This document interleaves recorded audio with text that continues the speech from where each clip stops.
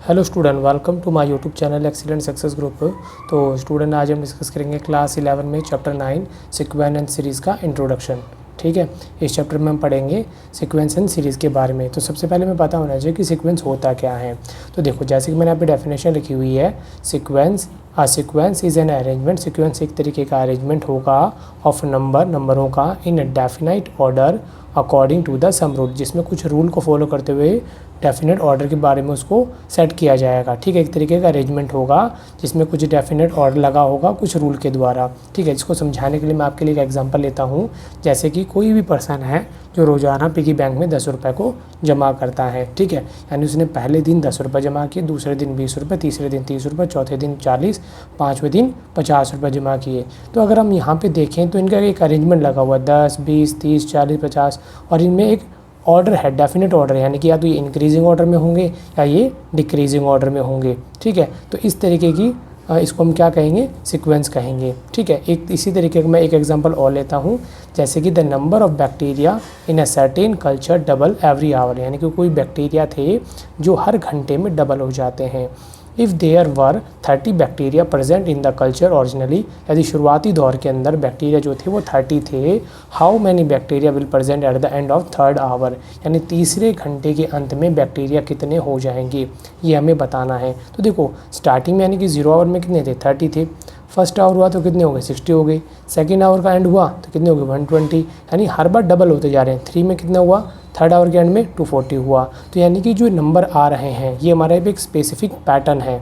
ठीक है, जिसमें एक डेफिनेट ऑर्डर रख के इनको लिखा गया है यहाँ पे, यानी कि ये नंबर हमेशा क्या होते जा रहे हैं, बढ़ते जा रहे हैं, डबल होते जा रहे हैं। 30 से कितना हुआ, 60, 60 का डबल 120, 120 का डबल यहाँ पे 240, और यहाँ पर क्या हुआ, हर बार 10 रुपये जमा होते रहेंगे। यानी शुरुआत में 10 रुपये रखे, उसी बैग में 10 रुपये और डाल दिए तो कितने हो गए, 20 हो गए। फिर 10 रुपये और डाल दिए तो 30 हो गए, 10 रुपये और डाल दिए तो 40 हो गए, 10 रुपये और डाले तो 50, और ये प्रोसीजर कंटिन्यू चलता रहेगा। ठीक है, तो यानी कि ये जो पैटर्न लिखा हुआ हमने, इसी पैटर्न को हम क्या कहेंगे, सीक्वेंस कहेंगे। क्लियर। तो यहाँ पर जो ये नंबर लिखे हुए हैं, इन नंबरों को हम क्या कहते हैं, टर्म कहते हैं। और ये टर्म हमारी दो तरीके से हो सकती है। Term sequence denoted by A1, A2, A3, A4, यानी कि इनको हम A1, A2, A3 इस तरीके से इनको डिनोट करते हैं। अब जो सीक्वेंस मैंने आपको बताया, टर्म जो है या सीक्वेंस जो है वो दो तरीके से होती है। पहली होती है फाइनाइट सीक्वेंस, दूसरा होता है इनफाइनाइट सीक्वेंस। दोनों में फ़र्क क्या है, फाइनाइट वो होंगी जिनके अंदर हमारी जो नंबर ऑफ़ टर्म होंगी ना वो गिन सकते हैं, काउंटेबल होंगी, वो कौन होंगी, हमारी फाइनाइट होंगी। यानी मैंने लिख भी रखा है, finite sequence are sequence that end, जिसका एंड हो जाता हो। जैसे कि 30, 60, 120, 140 इसका एंड हो गया, तो ये कौन सी होंगी, फाइनाइट सीक्वेंस, जिसके हम टर्म को काउंट कर सकते हो। ठीक है, फिर जिसका एंड हो जाता हो। इनफाइनाइट सीक्वेंस क्या होगा, वो सीक्वेंस जिसके अंदर sequence that keep on going and going, जो जिसका पैटर्न एक तरीके से चलता रहेगा, जैसे 10, 20, 30, 40, 50, 60, 70 इनफाइनाइट तक चलता रहेगा, उसे हम क्या कहेंगे, इनफाइनाइट सीक्वेंस। और जिसमें काउंटेबल होंगे, जिसमें नंबर ऑफ़ टर्म का एंड हो जाता होगा, वो हमारी फाइनाइट सीक्वेंस होंगी। तो उम्मीद करता हूँ आपको सीक्वेंस के बारे में समझ में आ गया होगा कि सीक्वेंस क्या है, सीक्वेंस कितने टाइप के होते हैं, फाइनाइट और इनफाइनाइट टाइप के होते हैं। क्लियर। फिर हमारा अगला टॉपिक आता है प्रोग्रेशन। प्रोग्रेशन क्या होगा, sequence with a specific pattern are called progression, यानी कि सीक्वेंस का एक स्पेसिफिक पैटर्न जो होता है उसे हम क्या कहेंगे, प्रोग्रेशन कहेंगे। जैसे कि एक है, पहले दिन हमने 10 रुपये जमा किए, दूसरे दिन 20 किए, तीसरे दिन 30 किए, चौथे दिन हमने 40 जमा किए। तो यहाँ पे ये पैटर्न बन रहा है। पैटर्न कैसे तरीके से बन रहा है कि हर बार देखो इसके अंदर 10 ही नंबर ऐड हो रहे हैं, 10 ऐड किए, 10 ऐड किए, 10 ऐड किए, तो हर बार 10 नंबर हमें अगली नंबर चाहिए, तो पिछले वाले टर्म में हमें 10 को ऐड करना होगा। इसमें 10 ऐड किए 20, 10 ऐड किए 30, 10 ऐड किए 40। तो यानी कि स्पेसिफिक पैटर्न को ही क्या कहा जाता है, प्रोग्रेशन कहा जाता है। पहले सीक्वेंस होगी, उस सीक्वेंस के अंदर स्पेसिफिक पैटर्न होगा, तो हमारा क्या बन जाएगा, प्रोग्रेशन बन जाएगा। क्योंकि हर नंबर में 10 ऐड करके हमें नंबर मिल रहा है, वो क्या होगा, हमारा प्रोग्रेशन। जैसे हमारा सेकेंड एग्जाम्पल था कि बैक्टीरिया जो थे वो 0 आवर में कितने थे, 30, फर्स्ट में 60, सेकंड में 120, थर्ड में 240 हुए। तो यहाँ पर क्या सीक्वेंस क्या पैटर्न लग रहा है इसके अंदर कि 30 से 60 मल्टीप्लाई बाय 2 हुआ, 60 को 2 से मल्टीप्लाई किया 120, 120 को 2 से मल्टीप्लाई किया 240। तो यानी कि multiply by 2 get next term. अगर हम पिछली टर्म को 2 से मल्टीप्लाई कर देते हैं तो हमें नेक्स्ट टर्म मिल जाती है। ठीक है, तो यानी कि सीक्वेंस का एक स्पेसिफिक पैटर्न ही क्या कहलाता है, प्रोग्रेशन कहलाता है। क्लियर। इसके बाद आता है हमारा सीरीज़। सीरीज़ क्या होगा, sum of term of sequence is called series. यानी कि जो हमारा सीक्वेंस था जहाँ पर पहले कॉमा लगी हुई थी, इस कॉमा को हटाकर अगर हम प्लस का साइन लगा देते हैं तो वही हमारी क्या बन जाएगी, सीरीज़ बन जाएगी। ठीक है, इसी तरीके से जो हमारा कौन था, सीक्वेंस है, हमें कॉमा लगी हुई थी, अब कॉमा को हटा के हमने क्या लगा दिया, प्लस का साइन लगा दिया, तो हमारी क्या बन जाएगी, सीरीज़ बन जाएगी। क्लियर, यानी कि सीक्वेंस को ही हम सीरीज़ बना लेंगे। कैसे, कॉमा को हटा के वहाँ पर क्या लगा देना है, प्लस का सिंबल लगा देना है। क्लियर, अब इनका जो जोड़ आएगा, इनका टोटल सम जो होगा उस सम को हम क्या कहेंगे, सम ऑफ सीरीज़। ठीक है, यानी कि अगर सिर्फ प्लस तक का साइन ही लगा है, इनको ऐड नहीं करा है, तो वो होगा सीरीज़। इन सभी को ऐड कर दिया, ऐड करने पे जो आंसर है उस आंसर को हम क्या कहेंगे, सम ऑफ सीरीज़ कहेंगे। क्लियर, तो series, progression, sequence, sum of series ये आपको क्लियर हो गया होगा। इसके बाद देखो हमारे जो प्रोग्रेशन होता है ना, उसको हम 3 टाइप में बांटते हैं। 3 टाइप कौन कौन से हैं, पहला है अरिथमेटिक प्रोग्रेशन यानी कि एपी, दूसरा ज्योमेट्रिक प्रोग्रेशन यानी जीपी, तीसरा हार्मोनिक प्रोग्रेशन यानी कि एचपी।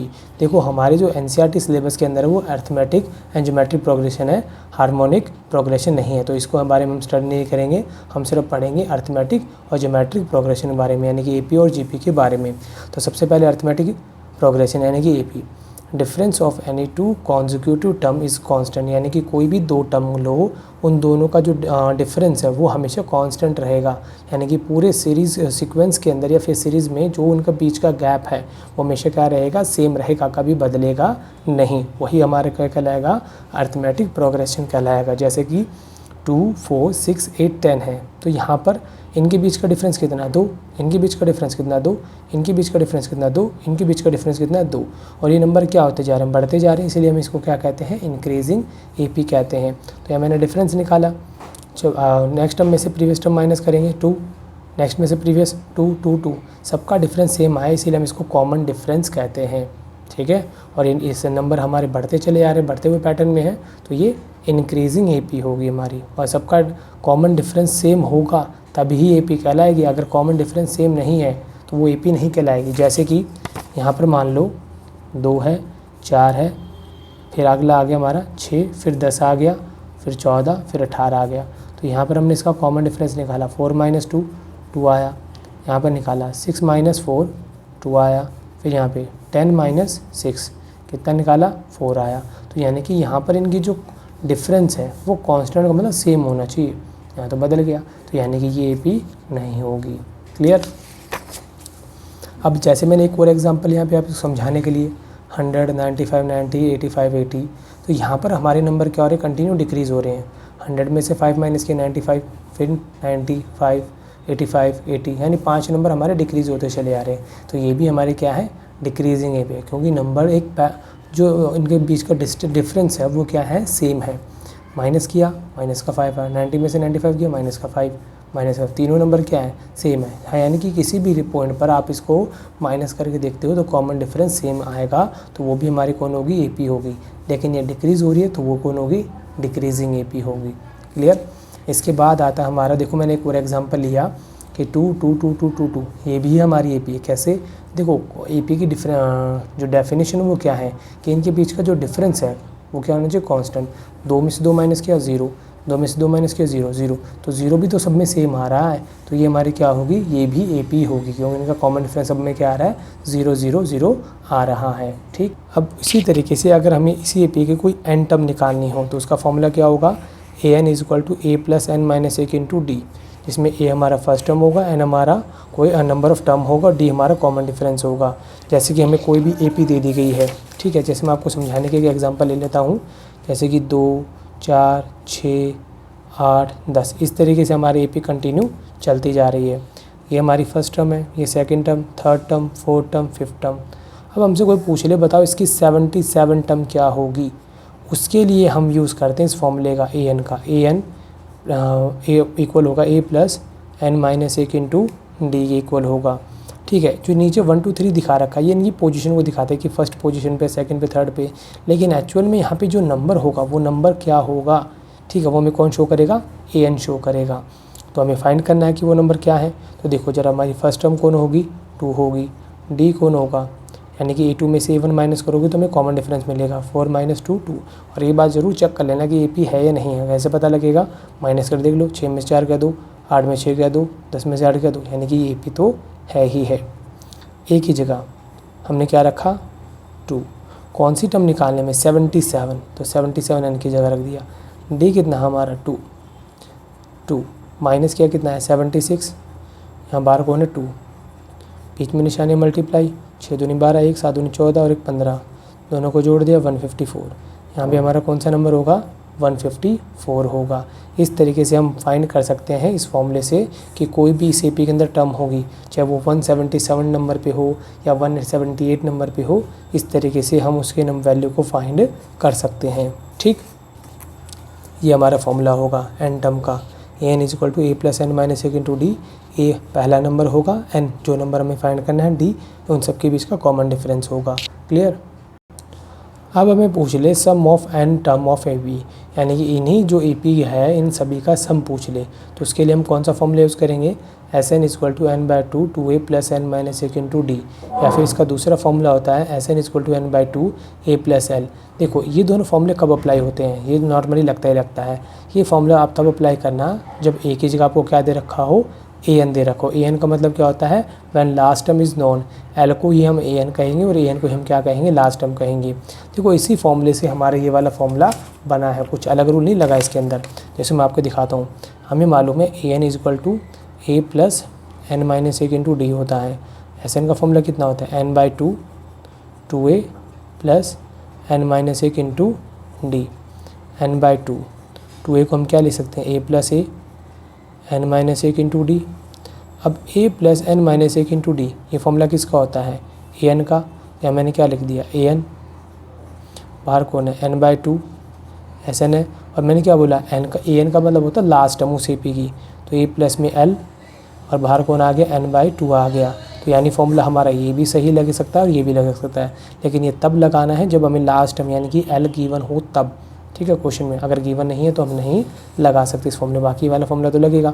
अब जैसे कि मुझे इसी ए पी की 5 टर्म का सम बताना है, यानी 2 प्लस 4 प्लस 6 प्लस 8 प्लस 10, इन सभी 5 नंबर का सम बताना है। वैसे अगर मैं जोड़ के देखूंगा तो मैं उनको वैसे भी जोड़ सकता हूँ कि 2 और 4 6 6 6 12 12 8 20 और 10 30 जोड़ लिया। लेकिन मैं इसी की जैसी 50 टर्म का सम बोल देता, 100 का बोल देता या 101 का बोलता, तब ऐसे थोड़ा ना जोड़ने बैठ जाते, क्वेश्चन हमारा काफ़ी लंबा हो जाता, लगे रहते हम उसको ऐड करने में। इसीलिए हम इस ए पी के सम के फॉर्मूले का यूज़ करेंगे। तो ए हमारा कौन होगा, 2 होगा। सिर्फ अभी मैं सिर्फ आपको 5 टर्म का सम करके दिखा रहा हूँ, तो एन की वैल्यू 5। डी हमारा कौन होगा, नेक्स्ट टर्म में से प्रीवियस टर्म माइनस करो, कितना आ रहा है 2 आ रहा है। तो एन फॉर्मूला हमारा एन बाई 2 है, एन की जगह 5/2 2, ए की जगह हमारा कितना आ जाएगा 2 प्लस एन की जगह 5 माइनस 1, डी की वैल्यू कितनी निकाली 2, 2 दूनी 4, 5 में से 1 गया 4 गुना 2, 4 दूनी 8, 4 5/2, 4 और 8 12, 12 और 5 बटे में कितना है 2, 2 में इसका भाग दिया कितना आएगा 6, 6 5 30 आ गया, या फिर 12 5 60, 60 में 2 का भाग दिया 30। इस तरीके से हम इस फॉर्मूले का यूज़ करके उनका सम को निकाल सकते हैं। ठीक, अब हम ए पी की कुछ प्रॉपर्टी के बारे में पढ़ेंगे। तो देखो ज़रा, सबसे पहली प्रॉपर्टी है ए पी की, if a constant is added to each term of an A P are the resulting sequence is also an A P.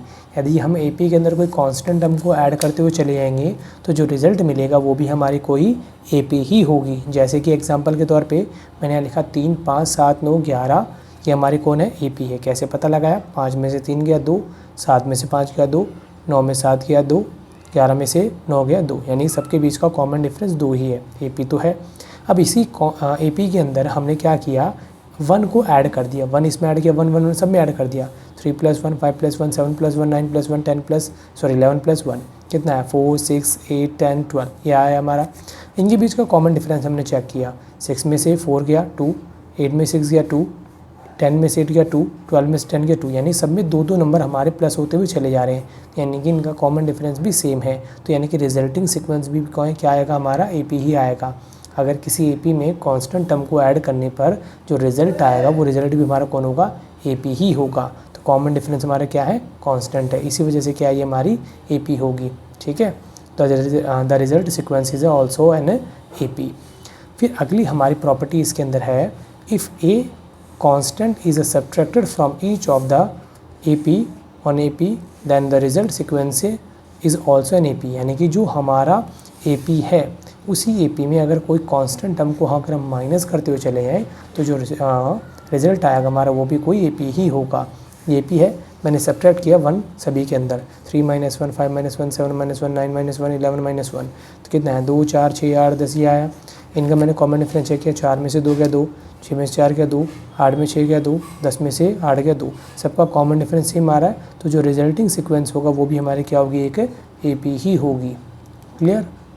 फिर तीसरी प्रॉपर्टी आती है, if each term of an AP is multiplied a constant then the resulting sequence is also in an AP, यानी कि अगर हमारी कोई AP है उसे हम किसी कांस्टेंट टर्म से मल्टीप्लाई करते हैं तो जो रिजल्टिंग सीक्वेंस आएगा वो भी क्या होगा, एक AP ही होगा। जैसे कि 3 5 से ये तुम्हारी AP है, ये मल्टीप्लाई कर दे 2 से, पूरी कंप्लीट AP के अंदर, ठीक है। तो यहाँ देखो 3 × 2, 5 × 2, 7 × 2, 9 × 2, 11 × 2, 13 × 2, 3 दूनी 6, 5 दूनी 10, 14 18 22 26, इनका कॉमन डिफरेंस चेक करो। 10 में से 6 गया 4, 14 में से 10 गया 4, 18 में से 14 गए 4, 22 में से 18 गए 4, 26 में से 22 गए 4, सबका कॉमन डिफरेंस 4 आ रहा है, तो रिजल्टिंग सीक्वेंस भी हमारा कौन होगा, एक AP ही होगा। क्लियर।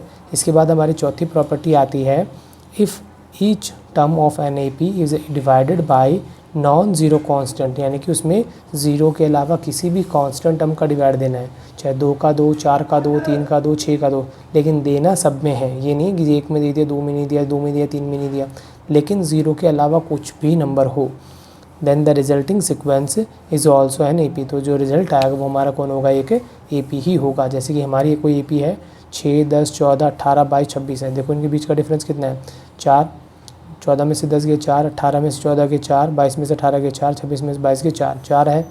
मैंने पूरी AP के अंदर डिवाइड कर दिया 2 का, डिवाइड बाय 2 2 2 2 2 2, कितना आंसर आया 3, यहाँ पे डिवाइड दिया 10 5, 2 7 × 14, 2 9 × 18, 2 11 × 22। अब 5 में से 3 गया 2, 7 में से 5 गया 2, 9 में से 7 गया 2, 11 में से 9 गया 2, सबका जो डिफरेंस आ रहा है वो कितना आ रहा है, 2 2 ही आ रहा है निकल के। तो यानी कि जो रिजल्टिंग सीक्वेंस होगी वो भी हमारी कौन होगी, AP ही होगी। क्लियर। अगर हमें क्वेश्चन में दे दिया जाता है कि सम ऑफ 3 टर्म या 4 टर्म या फिर उनका प्रोडक्ट दे दिया जाता है, उस सिचुएशन में हमें कुछ AP की टर्म को एज्यूम करना होता है, ठीक है। अगर हमें क्वेश्चन में देता है sum of 3 term of AP is 52 और उनका प्रोडक्ट दे देता है, जैसे मान लो कि 63 या 81 दे देता, कुछ भी हमें उस सिचुएशन के अंदर हमें कुछ इस तरीके से इनको एज्यूम किया जाएगा। जैसे कि अगर हमें क्वेश्चन में 3 टर्म के लिए बोला गया कि 3 टर्म का सम या प्रोडक्ट दे रखा हो तो उसमें कॉमन डिफरेंस में D रखते हो, उन 3 टर्म को ये एज्यूम करना है A - D A + D। अगर हमने नेक्स्ट टर्म में से प्रीवियस टर्म माइनस करोगे तो इनका कॉमन डिफरेंस कितना आएगा, D ही निकल के आएगा, ठीक है। अगर 3 टर्म बोले तो हमें इन टर्म को एज्यूम करना है, अगर 4 टर्म बोले तो उनका कॉमन डिफरेंस 2D होगा। तो हमें कौन सी टर्म एज्यूम करनी है, A - 3D A - D A + D A + 2D। और अगर 5 टर्म बोल दे तो उनका कॉमन डिफरेंस कितना होगा, D होगा, यानी कि A - 2D A - D A + D A + 2D। और अगर 6 बोल दे तो 2D होगा उनका कॉमन डिफरेंस, यानी कि A - 5D A - 3D A - D A + D A + 3D A + में 5D। अगर आपने इस बात में नोटिस किया हो कि अगर ऑड नंबर आ रहा है 3 5 7 तो कॉमन डिफरेंस D हो रहा है, ठीक है। और अगर इवन नंबर आ रहा है 4 और 6 तो कॉमन डिफरेंस 2D हो रहा है, ठीक है। एक बात और, अगर आपका ऑड नंबर है तो मिडिल टर्म कौन हो रही है आपकी, A हो रही है। और अगर आपका इवन नंबर है तो मिडिल टर्म कौन हो रही है आपकी, A - D A + D हो रही है, ठीक है। यहाँ देखो आपका 5 है तो यहाँ मिडिल टर्म कौन हो रही है, A हो रही है। देखो ऑड नंबर में A और A रहेगी और जो इवन नंबर होगा उसमें A + D A - D होगा। इस तरीके से आप इनको लर्न भी कर सकते हो कि इनमें क्या पैटर्न लग रहा है। ऑड नंबर में आपको मिडिल टर्म A एज्यूम करना है, इवन नंबर में 2D का डिफरेंस होगा तो A + D A - D, इसी तरीके से बढ़ाते चले आना, A + 2D A में 3D, इस तरीके से। सॉरी यहाँ थोड़ी मिस्टेक हो गई, यहाँ 3 आएगा 3D, ठीक है। A - 3D A + 3D इस तरीके से होगा, ठीक है। ऑड नंबर में A रहेगा, इवन नंबर में A + D A - D A + D A - D, इस तरीके से आप इनको लर्न कर सकते हो। अगला बोला गया the common difference can be zero, यानी कि कोई ए पी है तो उनका कॉमन डिफरेंस ज़ीरो भी हो सकता है। जैसे मैंने आपको पहले भी बताया था कि 2 2 2 2 2 2 है, ठीक है। अब यहाँ पर नेक्स्ट टर्म में से प्रीवियस टर्म माइनस किया, A2 में से A1 माइनस किया तो 0 0 0। तो कोई भी ए पी हो, चाहे वो पॉजिटिव हो या नेगेटिव हो, उनका जो कॉमन डिफरेंस है वो 0 0 हो सकता है। जैसे 2 2 है, उसी तरीके से -2 -2 -2 -2 हो तो इनका भी कॉमन डिफरेंस कितना रहेगा, 0 रहेगा। चेक करना हो तो A2 में से माइनस करेंगे A1 को, तो यहाँ पे देखो माइनस माइनस क्या हो गया प्लस, 2 में से 2 हो गया 0। इसी तरीके से हम आगे की टर्म का भी कॉमन डिफरेंस निकाल सकते हैं, ठीक है। फिर अब यहाँ पर बात आती है, देखो नेक्स्ट प्रॉपर्टी समझाने से पहले मैं आपको थोड़ा सा कुछ इन्फॉर्मेशन देना चाहता हूँ कि find the r term of an A P from end, यानी कि कोई टर्म है जो शुरुआत से find the r term from an A P from the end, यानी कि शुरुआत और एंड से इन दोनों में क्या रिलेशन होता है। जैसे कि एग्जांपल के तौर पे हमारे कुछ नंबर टर्म है A1 A2 A3 A4, अगर हम नॉर्मली इसको शुरुआत से पढ़ते हैं तो ये हमारी फर्स्ट है, सेकंड है, थर्ड है, फोर्थ है, फिफ्थ है। लेकिन अगर हम इसको एंड से पढ़ना शुरू करें तो ये हमारी कौन होगी, फर्स्ट, सेकंड होगी, थर्ड होगी, फोर्थ होगी, फिफ्थ होगी, सिक्स्थ होगी, सेवन्थ होगी। इस तरीके से हमारी वर्क करती है। लेकिन फर्स्ट शुरुआत से पढ़ना और एंड से पढ़ना, इन दोनों में क्या रिलेशन है, ये हमें रिलेशन चेक करना है। तो आर टर्म फ्रॉम लास्ट, यानी पीछे से अगर हम पढ़ें तो शुरुआत से उस नंबर को क्या पढ़ेंगे, n माइनस आर प्लस में 1 term by the from beginning, ठीक है। बिगिनिंग से अगर हम पढ़ना हो तो n माइनस आर प्लस 1 पढ़ेंगे और एंड से पढ़ना हो तो r term of from the last पढ़ेंगे। अब आपको मैं इसको प्रैक्टिकली एग्जांपल के थ्रू समझाता हूँ। देखो अगर मैं इसको पीछे से पढ़ता हूँ सेकंड टर्म, यानी कि कौन सी मेरी छठी टर्म है, अगर मैं पीछे से इसको सेकंड टर्म पढ़ता हूँ तो शुरुआत से कितना पढ़ूंगा, छठी टर्म पढ़ूंगा। इसी को अगर मैं पीछे से 1 2 3 नंबर पे पीछे से मेरी जो फिफ्थ पोजीशन होगी 1 2 3 4 5 पीछे से, ठीक है, पीछे से मेरा ये फिफ्थ आ रहा है लेकिन शुरुआत से कितना आ रहा है, थर्ड आ रहा है। इसी तरीके से पीछे से अगर मैं चौथी टर्म काउंट करूँ 1 2 3 4 कितना आ रहा है, 4 आ रहा है। शुरुआत से भी मेरा कितना आ रहा है, 4 ही निकल के आ रहा है। इसी तरीके से पीछे से मैंने काउंट किया तीसरी टर्म 1 2 3 फिफ्थ आ रही है, शुरुआत से कितनी आ रही है, फिफ्थ है। पीछे से 3 नंबर पे और आगे से फिफ्थ नंबर पे, इन दोनों में रिलेशन क्या है देखो ज़रा। टोटल टर्म में से अगर बिगिनिंग वाले टर्म माइनस कर दे, 7 में से 2 माइनस किया कितना है, 5 आया। यहाँ पे तो 6 एक नंबर ज़्यादा है तो 1 प्लस कर दिया। या पीछे से कितनी है, 5वीं टर्म है तो टोटल 7 में से 5 माइनस कर 2 आया, एक नंबर ज़्यादा तो +1 कर दिया। तो यानी कि पीछे से और शुरुआत से इन दोनों में क्या रिलेशन होगा, टोटल टर्म में से एंड की जो टर्म है माइनस कर दो प्लस कर दो 1, ये दोनों एक दूसरे के क्या रहेंगे, इक्वल रहेंगे। अब इसके पीछे रीज़न बताने का पीछे रीज़न क्या वो देखो मैं भी बताता हूँ, क्योंकि हमारी नेक्स्ट प्रॉपर्टी इसी पे डिपेंड करती है, ठीक है। इसको मैंने दोबारा से यहाँ पे लिख दिया है कि r term from last equal होगी, यानी पीछे से जो टर्म होगी अगर शुरुआत से पढ़ना तो क्या पढ़ेंगे, n माइनस आर प्लस में 1 टर्म फ्रॉम द बिगिनिंग पढ़ेंगे, ठीक है। हमारी नेक्स्ट प्रॉपर्टी ये कहती है कि sum of the two term of an A P equidistant from the beginning and end is constant, यानी कि अगर हम शुरुआत की और एंड की दोनों अगर ए पी को ऐड करें तो उनका जो सम होगा वो कांस्टेंट होगा and equal to the sum of the first and last term, पहली और लास्ट टर्म के सम के इक्वल होगा। यानी कहने का मतलब क्या है कि जैसे हमारे कोई ए पी है, ठीक है, इसकी फर्स्ट और लास्ट टर्म का जो सम होगा 2 + 20 कितना हुआ, 22। इसी तरीके से यहाँ से दूसरी टर्म और यहाँ से भी दूसरी टर्म, देखो मैंने एरो के थ्रू समझाने की कोशिश की है, पहली टर्म ली, दोनों का जोड़ 22। अब यहाँ से दूसरी टर्म ली तो यहाँ से भी आपको दूसरी टर्म ही लेनी है इक्विडिस्टेंट पे, 4 + 18 भी कितना हुआ, 22। शुरुआत से तीसरी टर्म, शुरुआत से पीछे से तीसरी टर्म 6 + 16 दोनों का जोड़ भी 22 होगा। शुरुआत से चौथी टर्म, पीछे से भी चौथी टर्म, दोनों को ऐड करेंगे 4 + 14, यानी कि शुरुआत से जो टर्म लोगे पीछे से भी वही टर्म लेनी है। चौथी है तो यहाँ से भी चौथी, यहाँ से तीसरी ली तो यहाँ से भी तीसरी, उनका सम क्या रहेगा, इक्वल रहेगा, ठीक है। देखो जैसे मैंने आपको करके दिखाया 2 + 20 22, 4 + 18 22, 6 + 16 22, 8 + 14 22, 10 + 12 22 होगा। अगर इसी बात को हमें मैथमेटिकली लिखना हो तो किस तरीके से लिखेंगे, तो जैसे कि आर टर्म फ्रॉम बिगिनिंग, अगर यानी शुरुआत से अगर हमें आर टर्म लेनी है तो एंड से भी आर टर्म ही लेनी है, यानी कि दूसरी लेनी है तो पीछे से भी दूसरी, यहाँ से तीसरी लेनी है तो यहाँ से भी तीसरी टर्म लेनी है, यानी कि बिगिनिंग से और एंड से दोनों टर्म सेम होनी चाहिए, ठीक है। जिसका सम किसके बराबर होगा, इन दोनों का सम फर्स्ट टर्म और लास्ट टर्म के इक्वल होगा। अब यहाँ पे शुरुआत से जो टर्म होती है उसे हम आर टर्म बोलेंगे, अब पीछे से जो टर्म होती है उसे हम क्या बोलेंगे, n - r + 1, ठीक है। अगर पीछे से मान लो हमारी आर टर्म है, जैसे हमने पीछे बताया कि एंड से अगर हमारी आर टर्म है तो बिगिनिंग से वो ई टर्म कितनी होगी, n माइनस आर प्लस में 1, दोनों का सम किसके बराबर होगा, फर्स्ट टर्म और लास्ट टर्म के इक्वल हो गए। मैथमेटिकली इसको अगर फॉर्मूले वाइज शो करना हो तो इस तरीके से हम इसको शो करेंगे, ठीक है। इसलिए मैंने आपको n माइनस आर प्लस 1 और आर टर्म दोनों का रिलेशन यहाँ पे बताया था, क्लियर। इसके बाद देखो अगली हमारी property, if any term of A P except first term, यानी कि पहले टर्म को छोड़ दिया जाए कोई भी ए पी हो, इक्वल होती है to the half of the sum of the term which are equal distance from it. कहने का मतलब पहले टर्म को छोड़कर बाकी की जितनी भी ए पी बचती है उन कोई भी ए पी के अंदर कोई ऐसा टर्म है जिसको इक्वल डिस्टेंस पर लेने वाली टर्म का अगर हम सम करें डिवाइड बाय 2 करें तो वो उसके इक्वल होगा। जैसे कि यहाँ पर हमें कितना दे रखा है, 2, 4, 6, 8, 10, 12 ये नंबर दे रखे हैं, ठीक है। अब यहाँ पर कोई भी नंबर हमारा जैसे कि A2 है, अगर A2 निकालें, A2 से ये डिस्टेंस कितना है, 6 है, ये कितना है, 2 है। अगर दोनों को जोड़ें A1 यानी कि जितनी डिस्टेंस पे उतना डिस्टेंस पे, ये दोनों इक्वल डिस्टेंस है 4 से, तो A2 जो है वो इक्वल होगा A1 प्लस A2, हाफ बोला ना तो डिवाइड बाई 2, 6 प्लस 2 कितना हुआ, 8, 8 का आधा कितना हुआ, 2 हो गया, ठीक है। इसी तरीके से अगर मान लो हमारी A4 टर्म है, सॉरी A5 है, A5 से इक्वल डिस्टेंस पे कौन है, 4 है, यहाँ पे कितने 6 है, तो 4 पे हमारा 8 है, ये 6 पे हमारा कितना 12 है, 12 और 8 20, 20 का आधा किया कितना आया, 10 आ गया, यानी कि A5 टर्म निकल के आ गई हमारी। इसी तरीके से हम और भी निकाल सकते हैं, जैसे मान लो हमें A3 निकालना है, ठीक है। A3 से इक्वल डिस्टेंस यानी कि इससे मैं दूसरी टर्म ले रहा हूँ, चौथी छोड़ के दूसरी ले रहा हूँ, यानी कि A1, और यहाँ से भी दूसरी लेनी, पहली दूसरी यानी कि A5, इन दोनों के सम में अगर मैं हाफ करता हूँ तो मेरे A3 के इक्वल होगा।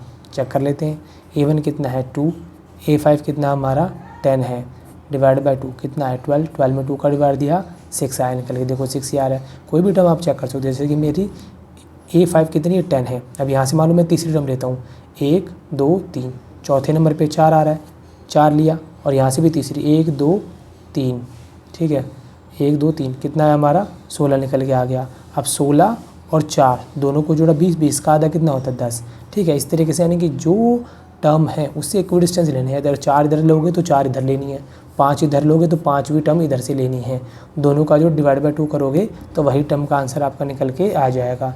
ये हमारी प्रॉपर्टी AP की कहती है, ये वाली प्रॉपर्टी नंबर 8। अब नेक्स्ट प्रॉपर्टी हमारी निकल के आती है कि जो कोई भी TR टर्म है वो इक्वल होती है sum of R term minus में sum of R minus N term, यानी कि अगर हमें सम चाहिए, टर्म चाहिए, जैसे कि 5वीं टर्म चाहिए, R की जगह मैंने क्या रख दिया 5, तो यानी कि R की जगह भी क्या रखेंगे 5, और यहाँ पे R माइनस 1 यानी कि 4, पहली 5 टर्म के सम में से पहली 4 टर्म का सम माइनस करेंगे तो हमारी 5वीं टर्म निकल के आ जाएगी। इसका कहने का मतलब ये है, अगर R की जगह पे हमें 3 रखते हैं तो यहाँ भी 3 रखेंगे, और यहाँ पे 3 माइनस 1 2 रखेंगे। शुरुआत की 3 टर्म में से अगर 2 टर्म का सम माइनस करेंगे तो हमें तीसरी टर्म निकल के आएगी। इसको हम एग्जाम्पल के थ्रू समझते हैं, ठीक है। जैसे कि देखो यहाँ पर मैंने AP ले ली, 2, 4, 6, 8, 10, 12, 14, 16, 18, 20, 22 ले ली, A1, A2, A3, A4, A5, A6, A7, A8, A9, A10, A10, 11। अब मैंने यहाँ पे शुरुआत की सम ऑफ फर्स्ट 2 टर्म, 2 टर्म का सम लिया, S2 लिया, 2 टर्म यानी कि 2 + 4 कितना है 6। मैंने पहले 3 टर्म का सम लिया यानी कि S3 लिया, यानी कि 2 + 4 + 6 कितना आया 12 आया।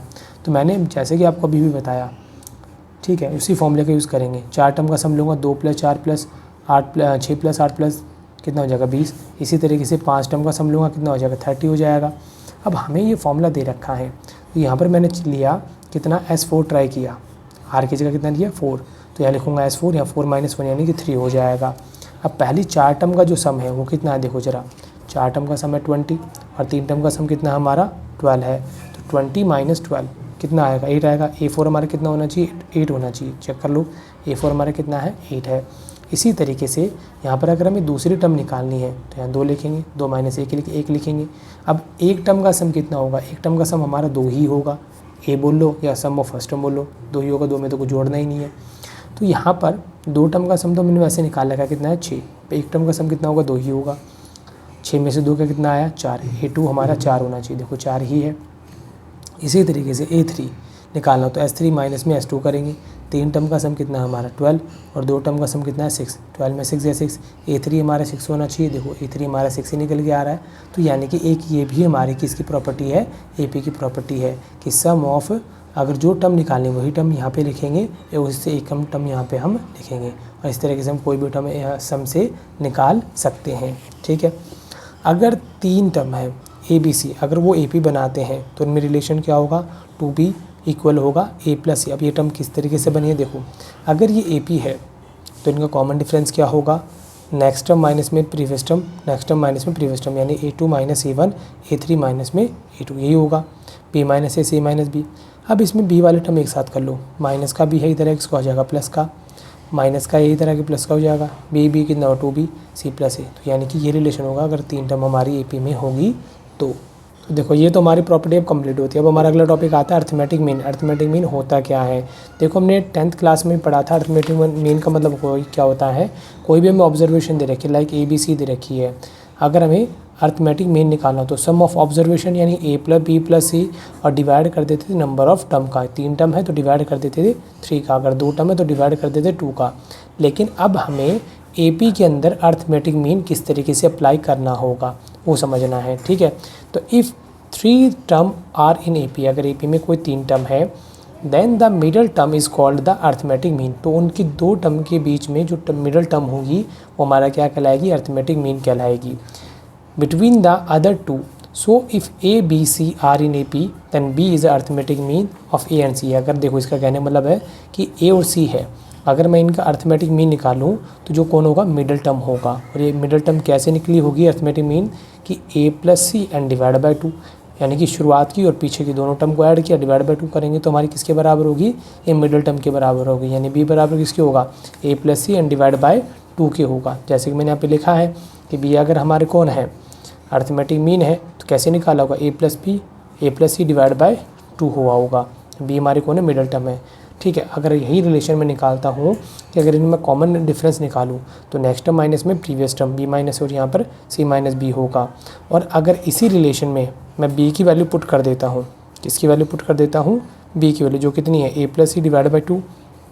चाहे इस वाले पार्ट को सॉल्व करो चाहे इस वाले पार्ट को सॉल्व करो, दोनों में आंसर तो सेम ही आएगा। तो मैंने यहाँ पर b की वैल्यू पुट की a plus c divide by 2, इसके नीचे कुछ नहीं डायरेक्टली मल्टीप्लाई कर दिया, 2 1 जा 2, तो यानी कि 2 c का मेरा c आ गया, 2a में से 1a गया, कितना बचेगा, 1a बचेगा। बड़ा कौन है, माइनस का तो निशान आएगा माइनस का। तो हमारा जो कॉमन डिफरेंस होगा इस ए पी का जो 3 टर्म वाली है तो कितना होगा, c minus a divide by 2 होगा। अगर टर्म टोटल कितनी रही होंगी, 3 नहीं होंगी। चाहे इस वाले पार्ट को सॉल्व कर लो, c का c, b की जगह कितना रखा, a plus c divide by 2, क्योंकि हमारी वैल्यू ये है। नीचे कुछ नहीं, मल्टीप्लाई कर देंगे 2c, यहाँ पर देखो ब्रैकेट के बाहर माइनस है तो अंदर वाला साइन चेंज, प्लस है तो माइनस, प्लस है तो माइनस। 2c में से 1c क्या, c आया, माइनस का a, तो यानी कि कॉमन डिफरेंस हमारा क्या रहेगा, सेम ही रहेगा। ये तो चलो मैंने एग्जांपल लिया था, सिर्फ 2 टर्म के बीच में एक ही अर्थमेटिक मीन लिया। अगर 2 के बीच में एक से ज़्यादा हो, 2 हो, 3 हो, 4 हो, 5 हो, इनफाइनाइट हो, एन टर्म तक हो, तब हम किस तरीके से निकालेंगे। तो उसके लिए हमें क्या मेन फोकस करना है, कॉमन डिफरेंस पे। अगर हम किसी भी ए पी का कॉमन डिफरेंस निकाल लेते हैं तो आगे की टर्म को निकाल पाना आसान तरीका हो जाता है। मैं आपको इसको 2 तरीके से करके बताऊंगा, ठीक है। आपको दोनों में से जो आसान लगे उस तरीके से आप कर सकते हो इसे। देखो ज़रा हम इसको एक पैटर्न के थ्रू समझेंगे। जैसे कि 2 टर्म थी हमारी, 2 टर्म के बीच में अगर हमें एक टर्म प्लॉट करनी हो, अर्थमेटिक मीन एक ही प्लॉट करना हो, तब हमारा कॉमन डिफरेंस कितना निकला था, c minus a divide by 2। अगर वहीं पर हमारी if we insert 2 number between 2 term, 2 term के बीच में अगर 2 नंबर हमें प्लॉट करने हो, यानी कि b1 और b2 करने हो, तो कॉमन डिफरेंस कितना हो जाएगा, c माइनस ए। क्योंकि यहाँ पर देखो एक टर्म थी तो डिवाइड में कौन आया, 2 आया, 2 टर्म है तो डिवाइड में कितना आ जाएगा, 3 आ जाएगा। इसी तरीके से अगर हमें 3 नंबर प्लॉट करने हो 2 नंबर के बीच में, ठीक है, एंड b1 b2 b3 करना हो, तो कॉमन डिफरेंस कितना होगा, c minus a divide by 4। 2 है तो 3 आया, 1 है तो 2 आया, अब 3 है तो नीचे कितना आ जाएगा, 4 आ जाएगा। तो यानी कि अगर हम ध्यान से देखें जितने नंबर हमें प्लॉट करने हैं उससे एक नंबर हमारा ज़्यादा आएगा निकल के यहाँ पे। तो मैंने यहाँ पे लिखा है अन अर्थमेटिक मीन बिटवीन 2 नंबर, यानी कि ए और सी के बीच में अगर b1 b2 b3 b4 infinite तक नंबर चले, यानी कि एन टर्म तक चले जाएंगे, तो कॉमन डिफरेंस क्या होगा, c माइनस ए। जितने नंबर प्लॉट करने, अगर मान लो 4 करने हैं तो 4 प्लस में 1, 5 करने तो 5 प्लस में 1, 6 करने तो 6 प्लस में 1। इस तरीके से इसका कॉमन डिफरेंस होगा। एक तरीका तो ये है कि आप इसको इस तरीके से पैटर्न वाइज समझ सकते हो, या फिर इसका बाय फॉर्मूला वाइज भी इसको समझा जा सकता है। देखो ज़रा, अगर हमें एन टर्म करने हो, arithmetic mean between 2 number n term तक, यानी कि ए के बीच में b1 b2 b3 करने हो bn तक, ए और सी के बीच में, तो देखो ये हमारी फर्स्ट टर्म होगी, ये हमारी second term, third term, fourth term करते करते ये जो टर्म आएगी ये हमारी n+1 होगी। क्यों होगी? क्योंकि ये यहाँ से लेके यहाँ तक n टर्म को शो करता है, लेकिन इसके अंदर हमारा एक एक्स्ट्रा टर्म हो गया, तो ये कितना हो जाएगा? n+1 हो जाएगा। और n+1 से अगली जो टर्म होगी यानी कि सी होगी, कितनी होगी? n+2 होगी। तो यानी कि इस AP में कुल मिला के टोटल टर्म हमारी कितनी है? n+2 है। तो हमें टोटल टर्म मालूम लग गई n+2 है। हमें पता है किसी की आखिरी टर्म निकालने का फॉर्मूला क्या होता है? a + n - 1 × d। an हमें लास्ट टर्म कितनी दे रखी है? c दे रखी है, यानी कि हमें आखिरी टर्म कितनी है? c है। तो हमने an+2 निकालेंगे, जिसका फॉर्मूला होगा a, n की जगह लिखेंगे n+2 माइनस का 1 d का d आ गया। तो n+2 की वैल्यू कितनी दे रखी है हमें? c, तो यहाँ c रख दिया। a अब 2 में से एक जाएगा, कितना आएगा? 1 आएगा, मल्टीप्लाई में d प्लस का a दूसरी तरफ जाएगा, किसको आ जाएगा? माइनस का n+1 इंटू में d, मल्टीप्लाई में है, किस में आ जाएगा? डिवाइड में आ जाएगा। तो d हमारा कॉमन डिफरेंस कितना होगा? c - a अपॉन में n+1 होगा। ठीक है, अब इसी कॉमन डिफरेंस को अगर हमें पता लगे तो इस पर हम एक एग्जांपल कर लेते हैं ताकि हमारा क्वेश्चन और आसानी से हमें क्लियर हो जाए। जैसे हमने एक एग्जांपल लिया है कि इंसर्ट 5 नंबर बिटवीन 8 एंड 26। 8 और 26 के बीच में हमें कितने नंबर इंसर्ट करने? 5 नंबर इंसर्ट करने हैं। That the resulting sequence is AP। इनके बीच का जो रिजल्ट होगा वो क्या होना चाहिए? एक AP होना चाहिए। तो देखो पहले टर्म हमारी है, दूसरी टर्म हमारी ये है। इन दो के बीच में कितने टर्म हमने अपलोड किए? 5 टर्म अपलोड किए हैं। तो मैंने जैसे ही आपको बताया था कि अगर हमें दो टर्म के बीच में कॉमन डिफरेंस निकालना हो, उसका फॉर्मूला कितना बताया था मैंने? c - a अपॉन में n+1। अब यहाँ पर a की जगह में 8 दे रखा है, c की जगह 26 दे रखा है। 26 माइनस में 8 यानी कितनी टर्म है? 5। तो 5 प्लस में 1 कर देंगे यानी कि 6। 26 में से 8 गया, कितना है? 18। 18 में 6 का भाग दिया 3, तो यानी कि हमारा कॉमन डिफरेंस 3 होगा। 8 में 3 जोड़े 11, 11 में 3 जोड़े 14, 14 में 3 जोड़े 17, 17 में 3 जोड़े 20, 20 में 3 जोड़े 23, 23 में 3 जोड़ेंगे 26 आ जाएगा। अगर ये पॉजिटिव नंबर आया तो हमें प्लस करते हुए जाना है, नेगेटिव आएगा कॉमन डिफरेंस तो हमें माइनस करते हुए लेके आना है। क्लियर? इसके बाद बात आती है हमारी ज्योमेट्रिक प्रोग्रेशन की, यानी कि GP की। GP क्या होता है? देखो अर्थमेटिक प्रोग्रेस में डिफरेंस जो होता है वो कांस्टेंट होता है, और GP के अंदर क्या होती है? रेशो होती है हमारी। ठीक है, GP is any sequence such that none of term is zero, जिसमें कोई भी टर्म हमारी ज़ीरो नहीं हो सकती। अगर ज़ीरो हो जाएगी तो वो क्योंकि यहाँ पर नेक्स्ट टर्म में प्रीवियस टर्म का डिवाइड किया जाता है ताकि उसकी रेशो निकाल सके। ठीक है, अगर हमारी कोई भी टर्म ज़ीरो होगी तो जिसके डिनोमिनेटर में अगर ज़ीरो आ गया तो वो नॉट डिफाइंड होगा, इसीलिए कोई भी टर्म हमारी ज़ीरो तो नहीं हो सकती। Ratio of 2 consecutive term is a constant, इनकी जो कॉन्जिक्यूटिव टर्म के बीच का रेशो होगा वो सेम रहेगा। जैसे कि मैं आपको एक एग्जांपल लेके समझाता हूँ। यहाँ पर मैंने लिया 2, 4, 8, 16, 32, 64। ठीक है, तो यहाँ पर देखो हमने नेक्स्ट टर्म में प्रीवियस टर्म को डिवाइड दिया, कितना आया? 2 आया। ये हमारी कौन होगी? रेशियो होगी। इसी तरीके से 8 में 4 का डिवाइड दिया तब भी हमारा 2 ही आया। 16 में 8 का डिवाइड दिया तब भी हमारा 2 ही आया। 32 में हमने 16 का डिवाइड दिया तब भी हमारा 2 ही आया। तो इसमें हमारी जो कॉमन रेशो होती है वो क्या रहती है? सेम रहती है। उसमें जो डिफरेंस होता है वो कांस्टेंट रहता है, इसमें रेशो हमारी कांस्टेंट रहती है। क्लियर? तो देखो मैंने इसको समझाने के लिए यहाँ पे लिया है पैटर्न कि जैसे कि हमारी कोई भी GP होगी उसको हम क्या किससे रिप्रेजेंट करते हैं? AR, AR² AR³ AR4, यानी कि पावर हमारी कंटिन्यूली इंक्रीज़ होती हुई चली आती है। 1 2 3 4 5। अब वैसे इसको टर्म वाइज बताए तो कैसे बताएंगे? पहली टर्म, दूसरी टर्म, तीसरी टर्म, चौथी टर्म, पाँचवीं टर्म। अब यहाँ देखो पहली टर्म है 1 ही रहा, सेकेंड टर्म है तो R की पावर कितनी आ गई? 1 आ गई, यानी कि 1 नंबर कम। 3 है तो 1 नंबर कम आई, यानी कि 2। 4 है तो यहाँ पे 1 नंबर कम आई पावर। 5 है तो 1 पावर हमें कम आई, यानी कि इसका जो जनरल टर्म बनेगी वो क्या बनेगी? कोई भी हमारी इसकी n टर्म निकालनी हो तो AR जो भी n होगा उससे एक टर्म हमें कम रखनी है यहाँ पे, और यहाँ पर जो R होगा वो क्या होगा? नेक्स्ट टर्म, यानी कि A2 माइनस में A1, यानी कि k कोई भी कांस्टेंट नंबर रहा होगा, अगर हम यहाँ पे 2 रखते हैं 2 + 1 तो नीचे कितना आएगा? 2, यानी कि A3 अपॉन में A2 हो जाएगा। ऊपर अगर k की वैल्यू हमने 4 रखी तो 4 + में 1 5 हो जाएगा, तो नीचे कितना आ जाएगा? 4 आ जाएगा। A5 अपॉन में A4 हो जाएगा। ये हमारी कौन होगी? रेशियो होगी। क्लियर? अगर हमें इन्हीं टर्म का सम निकालना हो, क्या निकालना हो? सम निकालना हो, तो उसका फॉर्मूला होता है SN = A multiply Rn minus में 1 अपॉन में R माइनस में 1। अगर रेशो हमारी 1 से ज़्यादा हो तब आपको ये वाला फॉर्मूला लेना है, और रेशो अगर आपकी 1 से कम हो तो आपको ये वाला फॉर्मूला लेना है। ये ब्रैकेट बस चेंज क्या है? 1 को यहाँ कर दिया, Rn को पीछे कर दिया, 1 को आगे कर दिया, Rn को पीछे कर दिया है। ठीक है, अगर आपको कई बार कन्फ्यूज़न हो कि बेसिकली अगर आप आर की वैल्यू लेस देन 1 हो, दोनों कंडीशन के अंदर ये वाला फॉर्मूला तब भी आपका आंसर आ जाएगा। सिर्फ फ़र्क क्या होगा कि जो AP है, ठीक है, इतना फ़र्क पड़ सकता है। जो AP जैसे मेरे 2 4 8 16 32 64 है, तो रिवर्स AP बन जाएगी बस खाली 32 16 18 4 2, लेकिन रहेगी वो भी हमारी AP रहेगी। तो ज़्यादा अच्छा रहेगा कि अगर आपका आर की वैल्यू 1 हो तो ये फॉर्मूला यूज़ करें, आर की वैल्यू कम हो तो ये यूज़ करें। लेकिन अगर इसको भी लगा देते तो आंसर आपका फिर भी गलत नहीं होगा। देखो जो हमारा फॉर्मूला होता है जीपी में AN निकालने का, ARN-1 है। AN जो होती है हमारी लास्ट टर्म होती है, जिसे हम किससे रिप्रेजेंट करते हैं, L से रिप्रेजेंट करते हैं, ठीक है। तो हमारा अगर हम दोनों तरफ मल्टीप्लाई कर दें R से, इधर भी R से मल्टीप्लाई कर दें, इधर भी R से मल्टीप्लाई कर दिया, देखो इसकी पावर 1, इसके बेस, दोनों का बेस सेम होगा तो पावर ऐड होगी N-1 और प्लस में 1 हो जाएगा। देखो यहाँ पे N-1 प्लस में 1, 1 से 1 कैंसिल हो गया, कितना हो गया, ARN आ गया, यानी RL की वैल्यू किसके बराबर होगी, ARN के बराबर होगी। तो हमारा जो SN का फॉर्मूला होता है, ठीक है, मैंने आपको जैसे कि बताया SN बराबर होता है, देखो मैंने पीछे दिखाया था आपको अभी A ब्रैकेट RN-1 अपॉन में R माइनस में 1 होता है, ठीक है। देखो इस फॉर्मूले को मैंने यहाँ पे लिख लिया। अगर मैं A को अंदर मल्टीप्लाई करूँ कितना हो जाएगा, A को मल्टीप्लाई किया मैंने इसके साथ में, तो कितना हो जाएगा, ARN-1 माइनस में R हो जाएगा। तो जो ARN है इसकी जगह पे हम क्या लिख लेंगे, RL लिख देंगे या फिर LR लिख देंगे, ठीक है। तो SN का फॉर्मूला हमारा ये भी बन सकता है। क्लियर। अब हम डिस्कस करेंगे इसकी प्रॉपर्टीज़ के बारे में। तो हमारा अगला टॉपिक है प्रॉपर्टीज़ ऑफ ज्योमेट्रिक प्रोग्रेशन। तो इसकी पहली प्रॉपर्टी क्या है कि all the terms of an GP is an multiplied और divide by the same non zero constant then the remain a GP with the same common ratio. यदि कोई हमारी GP है उसको अगर हम मल्टीप्लाई करें या डिवाइड करें किसी कांस्टेंट नंबर से, यानी कि जो ज़ीरो नहीं होना चाहिए, तो तब भी वो हमारी GP ही बनी रहेगी सेम कॉमन रेशो के साथ। जैसे कि ये हमारी कोई GP थी 4 8 16 32 64, चेक किया GP है या नहीं है।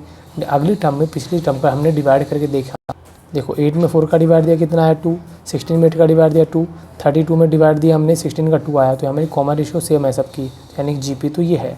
अब इसे मल्टीप्लाई कर दो या डिवाइड कर लो। पहले हम मल्टीप्लाई करके चेक कर लेते हैं कि पूरी GP को मल्टीप्लाई किया 2 के साथ, 4 × 2 8 × 2 16 × 2 13 × 2 32 × 2 64 × 2 कितना है 8 16 32 64 128।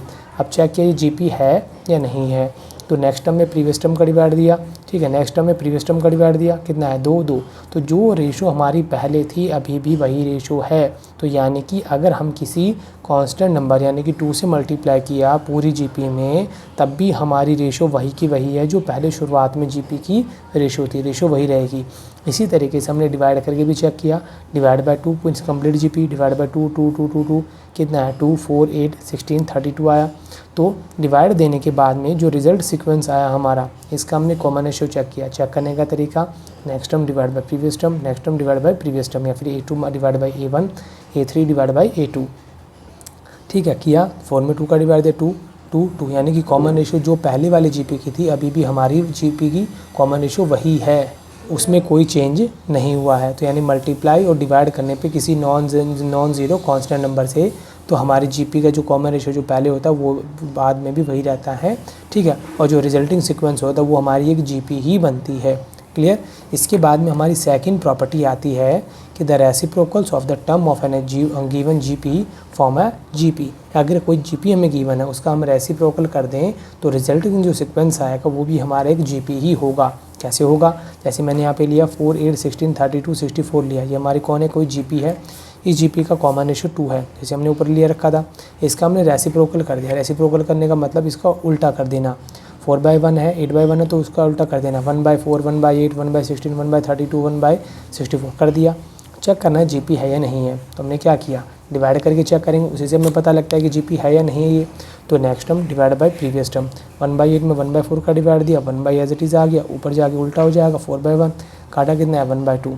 नेक्स्ट टर्म में प्रीवियस टर्म का डिवाइड दिया 1/16, ऊपर जाके उल्टा हो जाएगा 8/1, कैंसिल हुआ कितना है 1/2। यानी कि कॉमन रेशियो अभी भी हमारा 1/2 ही आ रहा है। कब, जब हमारी ओरिजिनल GP का अगर हमने रेसिप्रोकल कर दिया तो उसका जो कॉमन रेशियो होगा पुराने वाले रेशियो का वो भी रेसिप्रोकल ही निकल के आएगा हमारा। यानी कि रेसिप्रोकल करने पे जो सीक्वेंस निकल के आएगा वो हमारा GP ही होगा, और जो उनकी रेशियो होगी पुराने ओरिजिनल वाले GP की जो रेशियो होगी उसका ही रेसिप्रोकल हमारा निकल के यहाँ पे आएगा। क्लियर, ये हमारी इसकी सेकंड प्रॉपर्टी थी। थर्ड प्रॉपर्टी देखो, if each term of GP be raise to the same power, अगर कोई जीपी है जिसकी पावर सेम पावर से बढ़ाई जाती है तो रिजल्टिंग सीक्वेंस हमारा कौन होगा, एक जीपी ही होगा। जैसे कि यहाँ देखो 2, 4, 8, 16 एक जीपी है। कॉमन रेशियो कितना होगा इसका, next term minus next term में डिवाइड दे पिछले टर्म का, या फिर A3 डिवाइड बाई A2, तो रेशियो इसकी 2 है। हमने इन सभी की पावर एक जैसी ही बढ़ाई है, पावर में किसी में चेंज नहीं किया। If each term of GP is raise to the power 2, सबकी पावर 2 बढ़ा दी, पावर 2 2 2 2 2। अब जो रिजल्टिंग सीक्वेंस है वो कितना होगा, 2 को 2 से मल्टीप्लाई किया 4, 4 को 4 से किया 16, 8 को 8 से मल्टीप्लाई किया 64, 16 को 16 से किया 256 निकल के आया। ठीक है, आने के बाद अब चेक करना है कि जीपी है या नहीं है। चेक करने का तरीका वही होगा, next term divide by previous term, या फिर A2 divide by A1, A3 divide by A2। 16 में 4 का डिवाइड दिया 4 आया, 64 में 16 का डिवाइड दिया तो 4 आया, 256 में 64 का डिवाइड दिया तब भी हमारा कितना आया, 4 ही निकल के आया। तो यानी कि सबकी कॉमन रेशियो क्या है, हमारी सेम है। तो कॉमन रेशियो सबका सेम आया, तो यानी जो रिजल्टिंग सीक्वेंस होगा वो भी हमारी कौन होगी, जीपी होगी। अगर उन सभी की पावर एक जैसी बढ़ाई जाए तो, कांस्टेंट टर्म में बढ़ाई जाए तो, ठीक है, the resulting sequence is a GP. अब हमारी अगली प्रॉपर्टी आती है इन अ फाइनाइट जीपी, कोई जीपी जिसमें फाइनाइट टर्म हो, the product of the term equidistant from the beginning at the end is always the same is equal to the product of the first and last term. देखो जो हमने AP में पढ़ी थी property वही लगभग same है, बट उसमें ऐड करने का था, इसमें प्रोडक्ट करने का है। इसका कहने का मतलब ये है कि अगर हम बिगिनिंग से कोई टर्म लेते हैं और वही टर्म, ठीक है, हमारी एंड से ली जाए तो उन दोनों का जो प्रोडक्ट होगा वो first term into last term होगा। यानी कि TR ये हमारी फर्स्ट मान लो एन टर्म होगी और बिगिनिंग से कितनी होगी, N-R प्लस में 1 होगी। इन दोनों का जो प्रोडक्ट होगा बिगिनिंग और एंड का, वो फर्स्ट टर्म और लास्ट टर्म के हमेशा इक्वल ही रहेगा। आपको समझाने के लिए मैं एक एग्जांपल ले लेता हूँ। जैसे मैंने यहाँ पे लिया 2, 4, 8, 16, 32, 64, ये हमारी जीपी है। फर्स्ट टर्म ये शुरुआत से पहली तो एंड से भी पहली लेनी है, दोनों का प्रोडक्ट शुरुआत से दूसरी तो एंड से भी दूसरी लेनी है, 4 इंटू 32, शुरुआत से तीसरी ले तो एंड से भी हमें तीसरी लेनी है, 8 इंटू 16। अब प्रोडक्ट करके देखा 128, 128, 128, यानी कि जो टर्म आप शुरुआत से लोगे एंड से भी हुई उतनी ही टर्म आपको लेनी है। फर्स्ट है तो फर्स्ट लेनी है, सेकंड है तो सेकंड ही लेनी है, थर्ड है तो थर्ड ही लेनी है। ठीक है, उनका प्रोडक्ट हमेशा एक दूसरे के यानी फर्स्ट और लास्ट टर्म के हमेशा इक्वल ही निकल के आता है। अगर इसको मैथमेटिकली लिखना हो तो हम कैसे लिखेंगे, TR इंटू में TR N-R प्लस 1 इक्वल होगा फर्स्ट टर्म यानी कि A और लास्ट टर्म हमारी कितनी होती है, AN इक्वल होगा। क्लियर, ये हमारी प्रॉपर्टी नंबर इसकी 4 होगी। हमारी अगली प्रॉपर्टी है 3 नॉन ज़ीरो टर्म्स ABCR इन GP। अगर वो GP की फॉर्म बनाती है तो हमें रिलेशन क्या होगा, B² is equal to AC होगा। और ये रिलेशन किस तरीके से बना है, जैसे कि हमारा ABC है, GP है, तो नेक्स्ट टर्म में से प्रीवियस टर्म डिवाइड करेंगे तो कॉमन रेशियो तो यही होती है GP की। नेक्स्ट में प्रीवियस का डिवाइड देंगे, C/B हो जाएगा। अब इनका क्रॉस मल्टीप्लाई करेंगे तो B इंटू B हो जाएगा, A इंटू C हो जाएगा।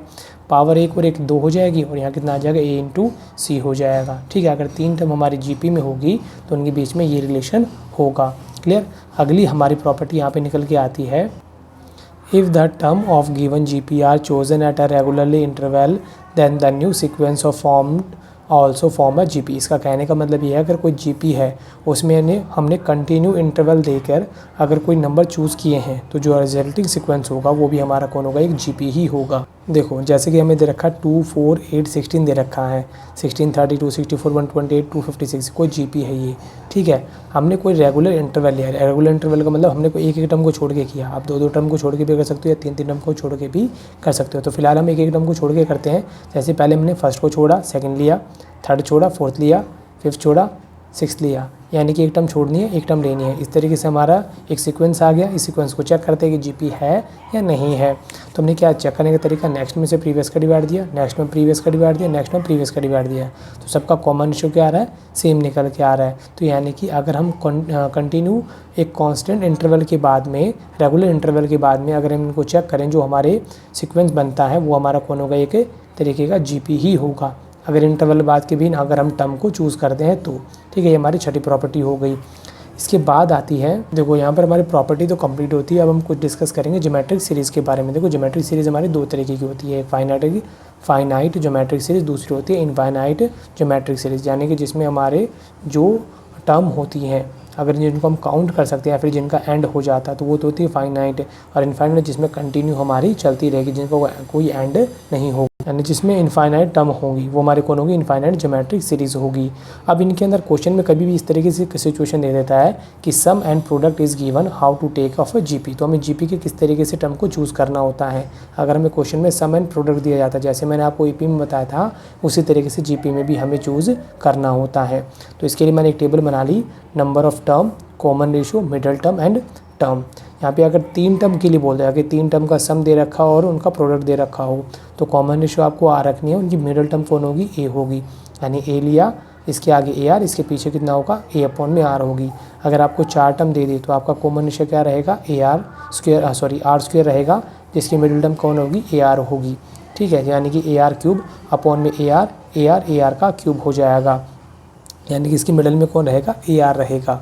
ठीक, अब यहाँ पर मिडल में वैसे दोनों टाइम मानी जाएगी क्योंकि यहाँ पे टोटल 4 हैं, तो ए अपॉन आर और ए इंटू आर रहेगा।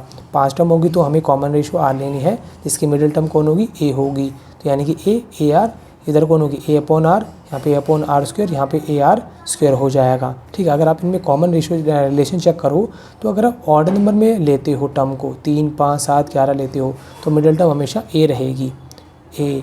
और अगर आप ऑड नंबर इवन नंबर में लेते हो, यानी कि 2, 4, 6, 8 लेते हो, तो यहाँ पे कॉमन रेशियो आर स्क्वेयर रहेगा और मिडिल टर्म हमेशा ए आर और ए अपॉन आर रहेगी। ठीक है, इस तरीके से आप डिसाइड कर सकते हो कि अगर आपको क्वेश्चन में कभी भी सम और प्रोडक्ट का क्वेश्चन आ जाता है तो आपको इस तरीके से टर्म को एज्यूम करना होगा। ये सभी टर्म जीपी का रिलेशन बनाती है, यानी नेक्स्ट टर्म में प्रीवियस टर्म का डिवाइड दोगे तो यहाँ पर रेशियो आर आएगा और इसमें आर स्क्वेयर रहेगा। ठीक है, अभी देखो इसको हम एक एग्जाम्पल के थ्रू समझेंगे। अच्छा, उससे पहले मैं बता दूं, अगर आपको क्वेश्चन में सिर्फ डायरेक्टली बोलता है सम दे रखा है तो आपको कौन सी सीरीज चेक लेनी है, ए r square, A R cube. अगर सिर्फ आपको सम के लिए बोला जाता तो सम एंड प्रोडक्ट दोनों कंडीशन लगती है, तब आपको इन जीपी को ट्राई करना होगा। ठीक है, हम एक एग्जाम्पल कर लेते हैं इसके लिए। देखो एग्जाम्पल लिया हमने कि the sum of first 3 term of an GP, अगर 3 टर्म का जो सम है वो कितना दे रखा है, 13/12, और उनका प्रोडक्ट दे रखा है हमें -1 दे रखा है, और पूछा कॉमन रेशियो क्या होगी। तो मैंने जैसे कि आपको बताया कितने टर्म बोली है, 3 टर्म बोली है, तो 3 टर्म हम कौन से लेंगे, ए अपॉन आर, ए और ए आर लेंगे। सम दे रखा है 13/12 और प्रोडक्ट दे रखा हमें -1। तो यहाँ पर मैंने प्रोडक्ट लिया a upon r, a into a r -1। देखो आर से आर मेरा कैंसिल हो गया, तो पावर इसकी एक और एक कितनी होगी, टोटल 3। क्यूब हटेगा तो सामने वाले पे क्या आ जाएगा, क्यूब रूट जाएगा। अब यहाँ पर -1 का क्यूब रूट निकालेंगे तो आंसर तो 1 ही आएगा, लेकिन माइनस में और पावर ऑड है तो ऑड में कितना आंसर आएगा, माइनस का निकल के आएगा। ठीक है, तो यानी कि ए क्यूब हमारा कितना हो जाएगा, -1 हो जाएगा यहाँ पे। अगर हमें सम के लिए बोला जाए तो a upon r plus a r बराबर होगा 13/12 के। तीनों में देखो a common r, a common ले लिया तो इसकी जगह बच गया 1 अपॉन आर, यहाँ पर 1, यहाँ पर बच गया हमारा आर आ गया। ठीक है, अब यहाँ पर मैंने देखो ए की वैल्यू कितनी दे रखी, -1 यहाँ रख दिया, मैंने एलसीएम लिया, आर लिखा, देखो 1 का 1 आया, नीचे कुछ नहीं तो सीधा आर से गुणा कर दिया, इसको इससे गुणा करेंगे, आर को आर से गुणा किया तो आर स्क्वायर आ गया। ठीक, आने के बाद अब हम यहाँ पे देखो जो नीचे 12 था डिवाइड में था, किस में आ गया, मल्टीप्लाई में, और ये मल्टीप्लाई का -1 था, इधर आएगा तो किस में हो जाएगा, डिवाइड में आ जाएगा। ठीक है, यानी कि -1 ले लो आप यहाँ पे। नीचे जो डिवाइड में आर था हमारा वो किस में आ जाएगा, मल्टीप्लाई में आ जाएगा। 12 को 1 से मल्टीप्लाई किया 12 को आर से मल्टीप्लाई किया 12 आर, 12 को आर स्क्वायर से मल्टीप्लाई किया 12 आर स्क्वायर हो गया। यहाँ पे -13 आर हुआ, -13 आर इधर किसका हो गया, प्लस का हो गया। तो यहाँ पे देखो कितना बना, 12 r square, 12 r and 13 r 25 r plus 12 is equal to 0। अब ये बन गई हमारी क्वाड्रेटिक इक्वेशन। इसके हमें फैक्टर करने हैं। फैक्टर करने का तरीका क्या है, फर्स्ट वाली टर्म को मल्टीप्लाई करेंगे लास्ट वाली टर्म के साथ में। अब इसके फैक्टर करने का तरीका, फर्स्ट टर्म को लास्ट टर्म से मल्टीप्लाई किया, कितना है 144 आर स्क्वायर। अब इसके हम करेंगे फैक्टर। ठीक है, फैक्टर करने का तरीका, इसके यहाँ पे फैक्टर कर लिया हमने। अब 144 कब आता है, 144 1 144, 72 2 जा 144, 36 4 जा 144, 18 8 जा 144, एंड फिर 9 आया 9 16 जा 144, 3 आया 3 48 जा 144। इनमें से कोई 2 ऐसे नंबर जिनको ऐड करने पे हमारा कितना आ जाए 25, और मल्टीप्लाई डिवाइड करने पे आ जाए हमारा, सॉरी मल्टीप्लाई करने पे आ जाए 144। तो ऐसी कंडीशन हमारे 16 और 9 ही बनाता है। तो 16 प्लस में 9 आर कर देंगे, दोनों को जोड़ा 25 आया, मल्टीप्लाई करेंगे तो 144 आर स्क्वायर आ जाएगा। अब यहाँ पर हमने इसका पेयर बनाया, इन दोनों को एक साथ लिया, इन दोनों को हमने एक साथ ले लिया। अब देखो इन दोनों में हमारा कॉमन आ रहा है 4 आर। ठीक है, तो 4 3 12, आर स्क्वायर में से एक आर बाहर आ गया, एक अंदर रह गया, आर कॉमन ले लिया, 4 4 जा 16, इन दोनों में डिवाइड जा रहा है 3 का, तो 3 3 जा 9, 3 4 जा 12, आर का हमारा आर आ गया। दोनों टर्म एक जैसी हैं तो इन दोनों को कॉमन लेंगे तो 3r + 4 हो जाएगा और 4r + 3 यहाँ पे रख लेंगे, इक्वल टू लिया हमने 0। अब देखो इसको मैंने इक्वल लिया 0 के, इक्वल लिया 0 के, प्लस का 3 इधर आगे माइनस का, मल्टीप्लाई में तो डिवाइड में आ जाएगा, प्लस का 4 है तो इधर आगे माइनस का हो जाएगा, मल्टीप्लाई में तो डिवाइड में आ जाएगा। तो यानी कि r की वैल्यू हमारी 2 निकल के आई है, एक माइनस का 3/4, दूसरा माइनस का 4/3, तो GP भी हमारी 2 ही होंगी। ठीक है, पहली हमारी AP का नंबर कौन था, A/R, तो -1/में A की वैल्यू -1, R की वैल्यू -3/4, माइनस से माइनस कैंसिल आउट हो गया, 3/4 ऊपर जाए कितना हो जाएगा 4/3, A की वैल्यू -1 है। तीसरी टर्म हमारी कितनी थी, AR, A की वैल्यू -1 और R की वैल्यू -3/4, माइनस माइनस प्लस हो गया, 3/4 निकल के आ गया। तो पहली GP हमारी कितनी हो जाएगी 4/3 माइनस का 1 3/4। दूसरी GP किसी तरीके से निकालेंगे, A/R है, A की वैल्यू -1, R की वैल्यू -4/3, माइनस माइनस प्लस हो जाएगा।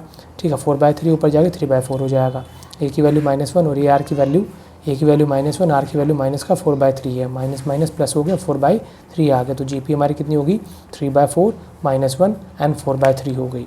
ठीक है, यानी कि क्वेश्चन में कभी भी आपको सम एंड प्रोडक्ट दे दे तो आपको चीज़ मैंने आपको तरीका बताया उस तरीके से आप उनकी टर्म को एज्यूम करके सॉल्व कर सकते हो। जैसे हम AP यानी कि अर्थमेटिक प्रोग्रेशन के अंदर अर्थमेटिक मीन को प्लॉट करते हैं, उसी तरीके से GP के अंदर हम ज्योमेट्रिक मीन को प्लॉट करते हैं, क्योंकि ज्योमेट्रिक मीन उसकी GP की सीरीज़ को बनाए रखता है और अर्थमेटिक मीन AP की सीरीज़ को बनाए रखता है। ठीक है, तो यहाँ पर मैंने अगला टॉपिक लिया है इंसर्ट। तो देखो सबसे पहले मैंने लिखा insertion of a one number between the two number two make resulting sequence in GP, यानी कि कोई दो टर्म है जिनके बीच में हमें कोई, फिलहाल अभी एक ही टर्म को मैं आपको कर दिखा रहा हूँ, एक नंबर हमें प्लॉट करना हो ताकि वो GP का सीक्वेंस बनाए रखे, ताकि जो सीक्वेंस है वो GP में ही रहे। तो देखो इसके लिए मैंने दो टर्म ली, यानी कि A और B, जिनके बीच में कोई तीसरी टर्म हमारी G है जो इनके बीच में इस तरीके से रखनी है ताकि GP का रिलेशन बनाए रखे। ठीक है, तो इसका रिलेशन कैसे बनेगा, next term divide by previous term, next term divide by previous term हो जाएगा, क्योंकि GP में क्या निकाला जाता है कॉमन रेशियो, इसलिए हमने डिवाइड किया, नेक्स्ट में प्रीवियस का, नेक्स्ट में प्रीवियस का। अब G को G से गुणा किया, P को A से गुणा कर दिया, तो पावर 1 और A कितनी हो जाएगी 2, B × A, स्क्वायर हटेगा तो सामने वाले पे क्या चला जाएगा √ चला जाएगा। तो यानी कि इनकी जो A और B के बीच की जो टर्म होगी वो कौन होगी √AB होगी, ताकि जो सीक्वेंस बने वो GP का रिलेशन बनाए रखे। यहाँ पर तो देखो हमने एक ही टर्म को प्लॉट किया, अगर हमें यहाँ पे इन दो नंबरों के बीच में एक से ज़्यादा नंबर 2 3 5 6 7 इस तरीके की टर्म प्लॉट करनी हो, यानी ज्योमेट्रिक मीन प्लॉट करना हो, तो हम किस तरीके से सॉल्व करेंगे। तो देखो फाइंड अ नंबर बिटवीन 1 और 4, पहले इसको हम एक एग्जांपल के थ्रू समझ लेते हैं, इसके बाद में मैं आपको एक से ज़्यादा टर्म प्लॉट किस तरीके से करेंगे वो भी आपको करके मैं दिखाऊंगा। तो 1 और 4 के बीच में हमें कोई नंबर प्लॉट करना है जो रिजल्टिंग सीक्वेंस हमें क्या दे, GP दे। तो यहाँ पे 1 और 4 के बीच में नंबर प्लॉट करना है, तो मैंने जैसे कि आपको क्या बताया, G = कौन होगा √AB, यानी 1 × 4 4 होगा, 4 का √2, यानी एक नंबर तो हमने यहाँ पे इजीली प्लॉट कर दिया। हमें करना है लेकिन एक से ज़्यादा, अब एक से ज़्यादा करने हो यानी insertion of n number between the two number A and B, तो उसका तरीका देखो क्या होगा। जैसे मान लो हमने A लिया और B लिया, ठीक है, इनके बीच में हमें कितने नंबर प्लॉट करने हैं, G1 G2 G3 G4 G5 n term तक हमें प्लॉट करने हैं। अगर हम इनकी मैं टर्म काउंट करूँ तो देखो ये first term, second term, third, fourth, fifth, sixth, यानी कि इस Gn टर्म तक की बात हम कर लेते हैं। तो ये मेरी n टर्म है, लेकिन एक टर्म मेरी यहाँ पे एक्स्ट्रा बड़ी है। ठीक है, क्योंकि मैं यहाँ से काउंट करता हूँ 1 2 3 से, तो ये n टर्म बनती है G1 तक, लेकिन एक नंबर बढ़ गई है तो ये मेरी जो टर्म होगी वो कौन होगी, इसकी जो पोजीशन होगी वो n+1 टर्म होगी, यानी यहाँ तक तो n टर्म होगी। ठीक है, इससे पीछे तक की, लेकिन ये वाली टर्म की जो पोजीशन होगी वो कौन होगी n+1, और इससे आगे एक नंबर और हमारा B है तो ये कितनी हो जाएगी n+2। तो यानी कि इसमें टोटल टर्म जो हमारी वो कितनी है, n+2 टर्म है। तो टोटल टर्म होगी n+2, फर्स्ट टर्म हमारी A है ही यहाँ पे। ठीक है, तो हमने फॉर्मूला पढ़ा था GP का कि कोई टर्म निकालने का होता है AN = ARn-1। अब यहाँ पे AN की जगह में कौन दे रखा है AN+2, क्योंकि लास्ट टर्म हमारी B है तो मैंने लिख दिया यहाँ पे लास्ट टर्म की जगह पे B। ठीक है, अच्छा मैंने फॉर्मूला लिखना था कि AN+2, इसको सॉल्व करेंगे इसके अकॉर्डिंगली, तो A तो हमारा A ही है, R हमें मालूम नहीं है, तो N हमें कितना दे दिया, n+2 -1 करेंगे। अब इसकी जगह में कौन दे रखा, B दे रखा, तो यहाँ लिखा B हमने ARn, 2 में से एक जाएगा कितना बचेगा, एक बचेगा। देखो मैंने ये काम करा है, मल्टीप्लाई में 1A है, डिवाइड में आ जाएगा। ठीक है, अब देखो ज़रा, अगर किसी नंबर से, जैसे मैंने आपको पहले बताया था कि A² = 4 है, किसी पे से स्क्वायर हटता है तो सामने वाले पे कौन जाता है, √ जाता है, और इस √ का मतलब ही क्या होता है, पावर 1/2। अगर यहाँ पे A³ है, ठीक है, और इसके ऊपर सामने दे रखा हमें 9 दे रखा है, तो क्यूब हटेगा तो सामने वाले पे क्या आ जाएगा, क्यूब रूट जाएगा, जिसका मतलब क्या होता है 9 की पावर 1/3 हो जाता है। यानी कि जो भी पावर होती है सामने वाले पे जाती है तो किस में आ जाती है, फ्रैक्शन में आ जाती है। अगर ए की पावर 4 है और 16 दे रखा है, अगर ये पावर 4 हटेगी तो इसका मतलब क्या होगा, 16 पे पावर आ जाएगी 1/4। तो इसी तरीके से अगर यहाँ पे इसकी आर की पावर है n+1 तो दूसरी तरफ जाएगी तो किस में आ जाएगी, b/a की 1/n+1 आ जाएगी। और क्यों आ जाएगी वो मैंने आपको यहाँ पे करके दिखा दिया है, ठीक है। तो यानी कि जो कॉमन रेशियो होगा वो कितना होगा, b/a ब्रैकेट 1/n+1 हो जाएगा कॉमन रेशियो, ठीक। अगर आपको n टर्म प्लॉट करना हो बिटवीन 2 टर्म के बीच में, यानी ज्योमेट्रिक मीन निकालना हो, उसके लिए बता रहा हूँ मैं आपको, ठीक है। अब इसको हम एक एग्जांपल के थ्रू से भी समझ लेते हैं। देखो यहाँ मैंने एक एग्जांपल लिया कि inside the 3 number between 1 and 256, इसके बीच में हमें 3 नंबर प्लॉट करने हैं, so that the resulting sequence is a GP, जो कि क्या बनाए कि जीपी बनाए। तो इसके लिए मैंने मेथड नंबर 1 लिया है यहाँ पे कि 1 से 250 के बीच में हमें 3 नंबर लेने हैं, G1 G2 G3, 3 number plot करने हैं। तो जैसे मैंने आपको बताया, अगर हमें जीपी का रिलेशन बनाए रखना है तो यहाँ पर हमें फॉर्मूला कौन सा यूज़ करेंगे, b/a, b कौन होगा हमारा, ये a होगा और ये हमारा b वाली टर्म होगी, ठीक है। और क्या ले लेना, 1/n+1 है। कितनी नंबर इंसर्ट करनी है, 3 नंबर इंसर्ट करनी है, तो 3+1 कर देंगे। यहाँ पे देखो जरा 256 लिया क्योंकि b/a है, b हमारा 256 है, a हमारा कितना है यहाँ पे 1 दे रखा है, 1/n की वैल्यू 5, ठीक है, क्योंकि टोटल टर्म हमारी कितनी होगी यहाँ पे 5 टर्म हो गई, सॉरी n की वैल्यू 3 नहीं होगी, n की वैल्यू टोटल टर्म होगी, टोटल टर्म हमारी कितनी होगी 3, तो ये होगी 4 और 5 होगी, तो यहाँ पे लिखेंगे 5, 5 प्लस में 1, अब 256 अपॉन में यहाँ इसकी पावर होगी 1/6, इसके फैक्टर किए तो 2 फैक्टर करते गए, यहाँ पे देखो 1 2 3 4 5 6 7 8, टोटल मिला गया ये 8, 2 की पावर 8, बीच में निशान नहीं है, मल्टीप्लाई, तो देखो मल्टीप्लाई होगा, अगर 2 की पावर 8 है और नीचे कितना आ गया 6 आ गया, सॉरी यहाँ पे नंबर हमारा 5 नहीं होगा, ये गलत है, 3 टर्म है तो 3 ही लिखी जाएगी यहाँ पे, 3 + 1 4 हो जाएगा, ठीक है, ये गलत ले रखा था ये 8, तो 2 की पावर 8 डिवाइड बाई 4, 4 का इसमें डिवाइड देंगे तो 2 की पावर कितनी आ जाएगी हमारी 2 आ जाएगी, यानी 2 2 ज़ा 4 निकल जाएगा, आर की वैल्यू हमारी कितनी आ गई 4 आ गई। तो A2 का मतलब कितना होता है AR की वैल्यू A की वैल्यू 1 और R की वैल्यू 4 होगी, ठीक है, 4 1 ज़ा 4 हो जाएगा। A3 का मतलब AR²। स्टूडेंट यहाँ पे हमें 3 टर्म लेनी होगी क्योंकि मैंने फॉर्मूले में यहाँ पे n की जगह पे इसके अकॉर्डिंगली लिया था, ठीक है, इसलिए मैं थोड़ा सा कंफ्यूज हो गया। यहाँ पे टोटल टर्म में 5 ना लेके जितनी यहाँ पे हमने टर्म फिल करनी है उनको n यहाँ पे एज्यूम किया जाएगा, तो यहाँ पे हमें 3 टर्म को फिल करना है, इसीलिए यहाँ पे n की वैल्यू 3 ली जाएगी, ठीक। तो गलती हो जाती कभी कभी, तो यहाँ पर मैंने 8 लिया, 8 × 1/4 डिवाइड दिया, कितना आया 2 आया, ठीक। तो यहाँ पर A2 हमने वैल्यू निकाली 4 आ गई, A3 निकाला 4 की पावर 2 16 आ गया, A की पावर 4 यानी हमारा 64 निकल के आ जाएगा, A की जगह 1 R की जगह 4 की पावर 3 कितना आ गया 64। अब ये बन गई हमारी GP, इसके बीच में 3 टर्म हमने इंसर्ट कर दी।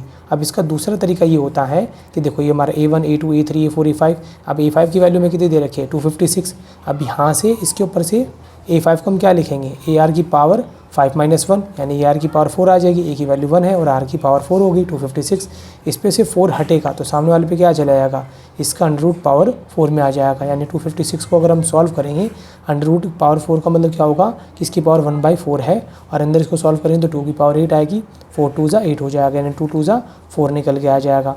आर में मालूम लग गया, बस वैल्यू प्लॉट करनी है। G1 कितना हो जाएगा A2, ठीक है, G1 हमारा कौन होगा A2 होगा, A2 का मतलब कितना होगा AR, A की वैल्यू 1 R की वैल्यू 4 4 आ गया, AR² कितना होगा A की वैल्यू 1 R की वैल्यू कितनी आ जाएगी हमारे यहाँ पे 4 निकाली है, तो 4 का स्क्वायर 4 चौके 16 हो जाएगा, 64 हो जाएगा। इस तरीके से ये GP हमारी यहाँ पे कंप्लीट हो जाएगी, ठीक है। बस आपको किस बात का ध्यान रखना है कि जो आपने नंबर प्लॉट करनी है, जितने टर्म प्लॉट करनी है उतने को ही यहाँ पे n एज्यूम करना है, ठीक है, टोटल का एज्यूम नहीं करना, जितनी इसमें टर्म होगी उसको एज्यूम करना है। ये थोड़ी कैलकुलेशन यहाँ पे मैंने गलत लिखी हुई थी, इस वजह से थोड़ी कन्फ्यूजन हो गई।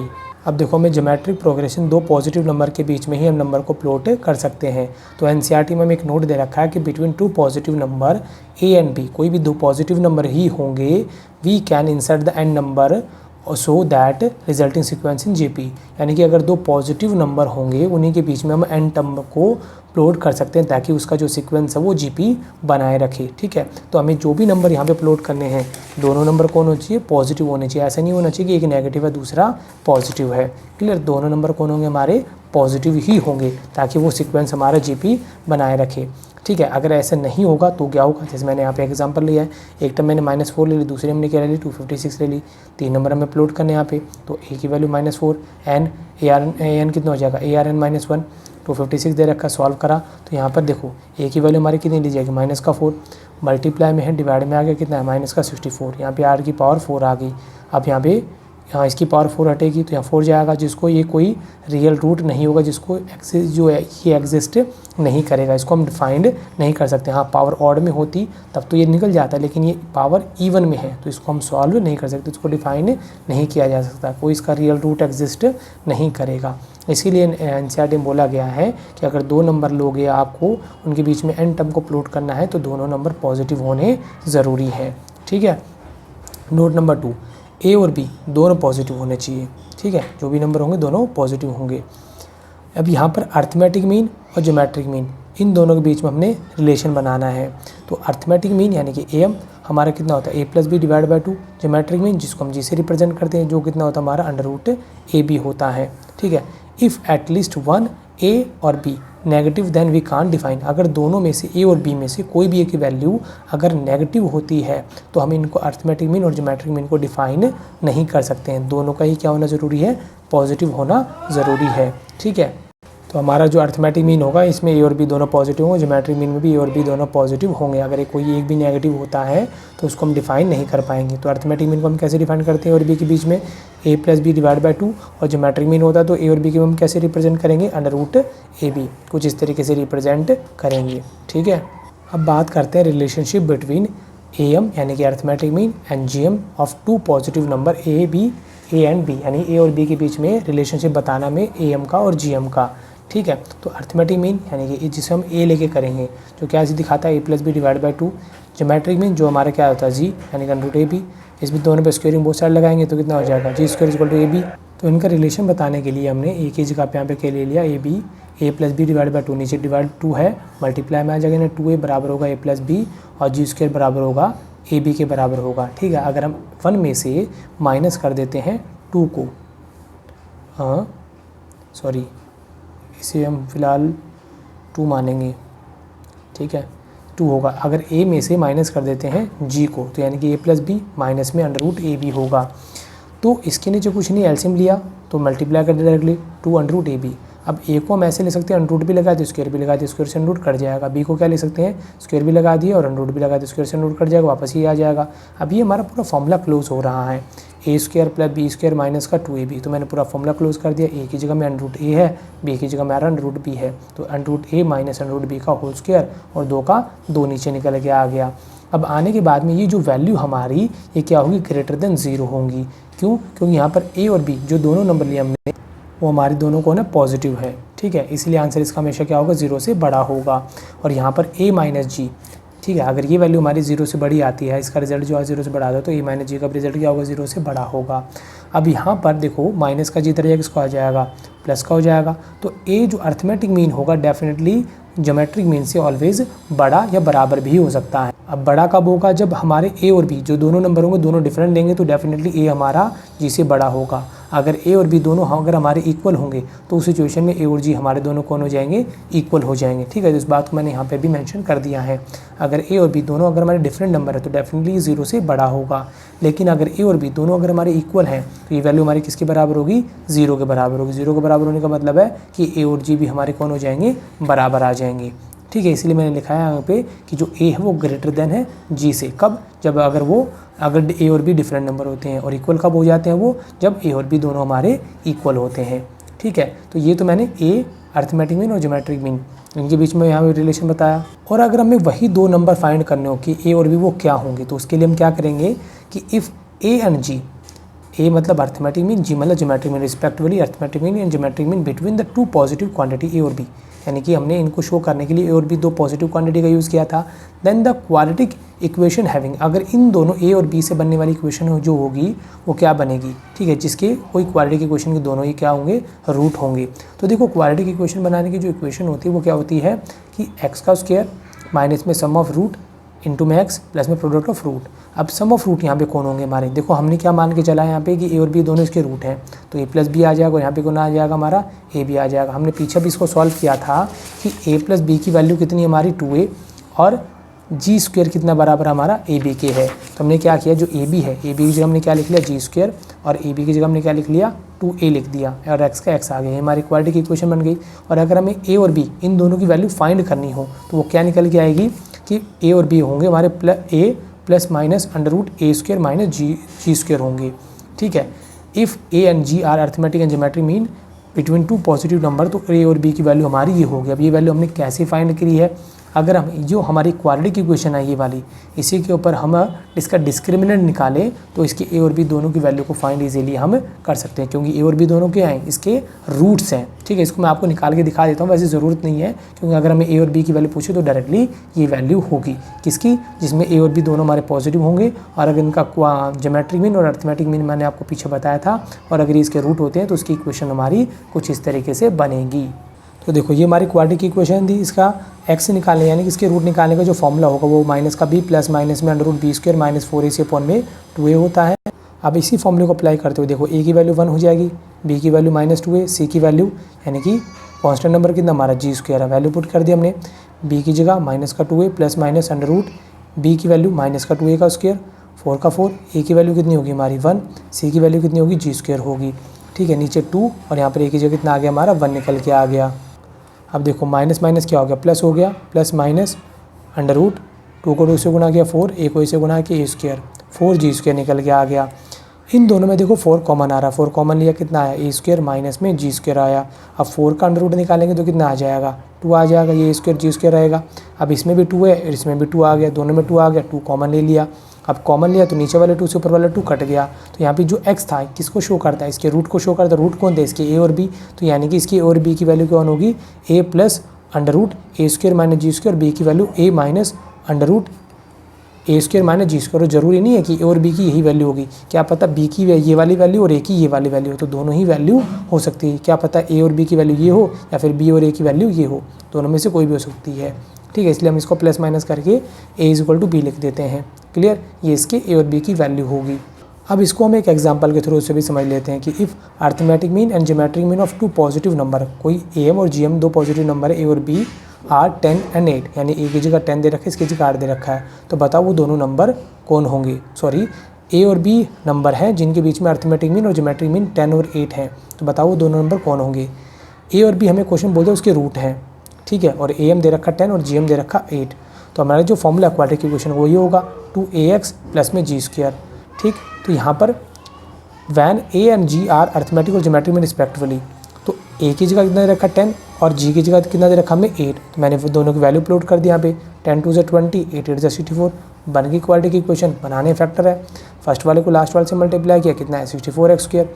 इसके फैक्टर सॉल्व किया हमने, तो फैक्टर कुछ इस तरीके से आए, हमें 2 नंबर ऐसे चाहिए, मल्टीप्लाई करें तो 64 आए, प्लस माइनस करें तो कितना आ जाए हमारा 20 आ जाए। तो फैक्टर कौन होंगे इसके 16 और 4 हो जाएंगे, 16 में 16 और 4 दोनों को माइनस किया तो माइनस का 20 आएगा, दोनों को मल्टीप्लाई करेंगे तो पॉजिटिव का 64 आएगा। इन दोनों को एक साथ लिया, दोनों में क्या कॉमन है, x कॉमन है, पावर 2 थी, एक बच गई, x था एक बाहर आ गया, माइनस का 16, दोनों में किसका डिवाइड जाएगा 4 का। जब भी यहाँ माइनस हो आप माइनस को कॉमन लेंगे, यहाँ पे 4 का डिवाइड दिया 4 बन जा 4, और यहाँ पे इसमें -4 का डिवाइड दिया तो माइनस का 16 आ गया। ये दोनों टर्म आपकी सेम है तो इन दोनों को कॉमन ले लेंगे, x माइनस 16 और यहाँ पे कितना आ गया x माइनस 4 आ गया, इक्वल टू में कौन चल रहा है हमारा 0 चल रहा है यहाँ पे।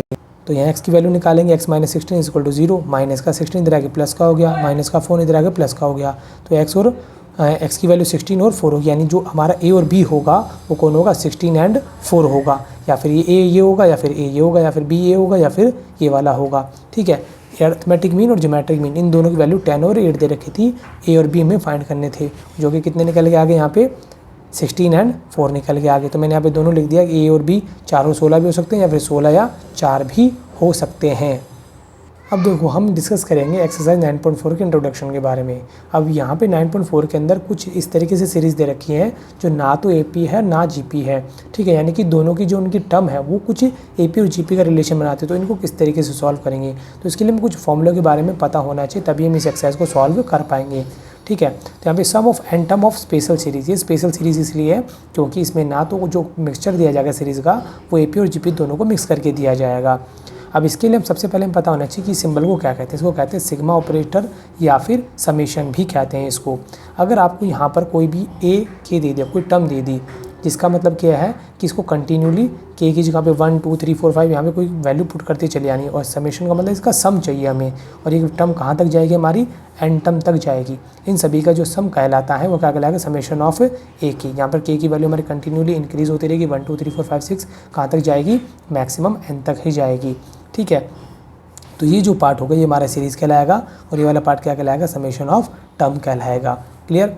इसके बाद में अगर हमें कोई दो अलग अलग टर्म यहाँ पे दे दे इस तरीके से कोई, तो इन दोनों टर्म को हम इस तरीके से समेशन ऑफ ए के फर्स्ट टर्म लिया, अगर प्लस या माइनस जो भी साइन हो सकते हैं यहाँ पे, और बी के टर्म इस तरीके से, यानी दोनों पार्ट को अलग अलग लेके सॉल्व करेंगे। अब इस पार्ट को भी इस तरीके से हम सॉल्व करेंगे, और इस वाले पार्ट को भी इस तरीके से लेके सॉल्व करेंगे।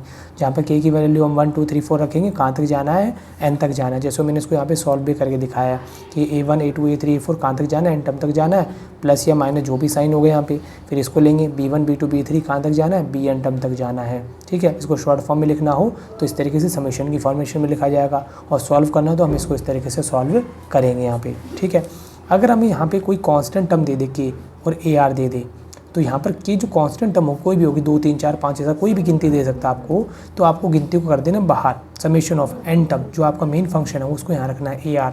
अब यहाँ पर आर की वैल्यू आपको क्या लेनी है, सेम वही ऊपर वाले की तरह 1 2 3 4 5 6 जाना है, और कहाँ तक जाना है, एन टर्म तक जाना है मैक्सिमम। क्लियर। अगर यहाँ पे कोई भी इसके साथ में नंबर दे दिया 2 3 4 5, तो उसको बाहर इसका कॉमन मल्टीपल बना देना है कि ये जो नंबर है वो इन सभी टर्म से मल्टीपल है। ठीक। इसके बाद आता हमारा कि कोई भी यानी आर्बिट्ररी कांस्टेंट नंबर आ गया, ए आ गया। अब यहाँ पर के की वैल्यू 1 है, वैसे तो हम के की वैल्यू को यहाँ पे 1 2 3 4 5 6 प्लॉट कर दे आ रहे थे, लेकिन इसमें तो के है ही नहीं। लेकिन ये जो के है हमारा कहाँ तक पुट करना होगा, एन तक पुट करना होगा। अब एन तो इसमें के तो है नहीं, तो हम क्या करेंगे, ए को ही ऐड करते चलेंगे, ए प्लस ए प्लस ए प्लस ए प्लस ए प्लस कहाँ तक जाएंगे, एन टर्म तक जाएंगे। ठीक। तो इसको अगर हमें सम करना हो तो इसको हम कैसे लिखेंगे, जो हमारे ये जो टर्म जा रही है कहाँ तक जा रही है मालूम नहीं है, तो ए का ए रहेगा, और कहाँ तक ले जाना है, एन तक लेके जाना है। यानी कि इसको अगर हमें लिखे ऐसे कि 2 प्लस 2 प्लस 2 प्लस 2 प्लस कहाँ तक जाना है, एन टर्म तक जाना है, तो इसका जो सम होगा, ठीक है, इसका सम वो क्या कहलाएगा, 2n कहलाएगा। 2 जो भी मेरा आर्बिट्ररी कांस्टेंट होगा वो कांस्टेंट टर्म, और इनटू में n रहेगा। ठीक है, इनका सम लेंगे। अगर जैसे मान लो मुझे ये नंबर है, इसको मुझे 5 बार जोड़ना है, कितनी बार जोड़ना है, 5 बार, तो 2 लिखा, और कितनी बार रिपीट हुआ, नंबर ऑफ टाइम कितना है इसका, 5 टाइम है, तो 5 2 जा 10, ये इसका सम हो जाएगा। इसी तरीके से कितनी टर्म दे रखी है, n टर्म दे रखी, तो इनटू में n, और हमारा कौन सा आर्बिट्ररी कांस्टेंट है, 2 है, तो दोनों को मल्टीप्लाई करने पे इनका सम निकल के आ जाएगा। ठीक है, इसीलिए यहाँ पे ए को n से मल्टीप्लाई किया गया, where a is a constant, कोई भी ए हमारा आर्बिट्ररी कांस्टेंट नंबर होगा। क्लियर। इसके बाद आता है sum of first n natural number. N natural number का जो सम होगा वो कैसे होगा, यहाँ पे के मैंने कोई नंबर लिया जो कि हमारा कंटिन्यूली इंक्रीज होता रहेगा, 1 2 3 4 5 6 कहाँ तक जाएगा, एन टर्म तक जाएगा। अगर इनका सम निकालना हो तो फॉर्मूला क्या बनता है इसका, n प्लस 1 डिवाइड बाई 2। देखो ये फॉर्मूला बना कैसे इतना इंपॉर्टेंट नहीं, क्योंकि इस एक्सरसाइज में डायरेक्टली हमें फॉर्मूले ही यूज़ करने हैं। अगर इसमें ड्राइव कराऊँ तो जो इसमें एक्सरसाइज में काफ़ी इतना इंपॉर्टेंट नहीं होगा, क्योंकि हम डायरेक्टली में फॉर्मूले ही प्लॉट करके क्वेश्चन को सॉल्व करना होगा। ठीक है, एग्जाम व्यू से आपको इतनी इंपॉर्टेंट भी नहीं है इसका डेरिवेशन। तो अगर हमें नेचुरल नंबर का सम बताना हो 1 2 3 4 5 6 से लेके एन टर्म तक, तो कितना होगा, n bracket n plus 1 divide by 2 होगा। क्लियर। फिर आता है हमारा sum of square of first n natural number, यानी कि n जो टर्म है उनका स्क्वायर का सम, यानी कि 1 का स्क्वायर 2 का स्क्वायर 3 का स्क्वायर कहाँ तक जाएगा, n टर्म तक के स्क्वायर तक जाएगा। अब इसका फॉर्मूला कितना हो जाएगा, n bracket n plus 1 to n plus 1, यानी जितनी भी टर्म होंगी। अगर मान लो यहाँ पे हमें 5 टर्म के स्क्वायर का सम निकालना है, कितने टर्म का स्क्वायर निकालना है, 5, तो एन की जगह लिखेंगे हम कितना, 5।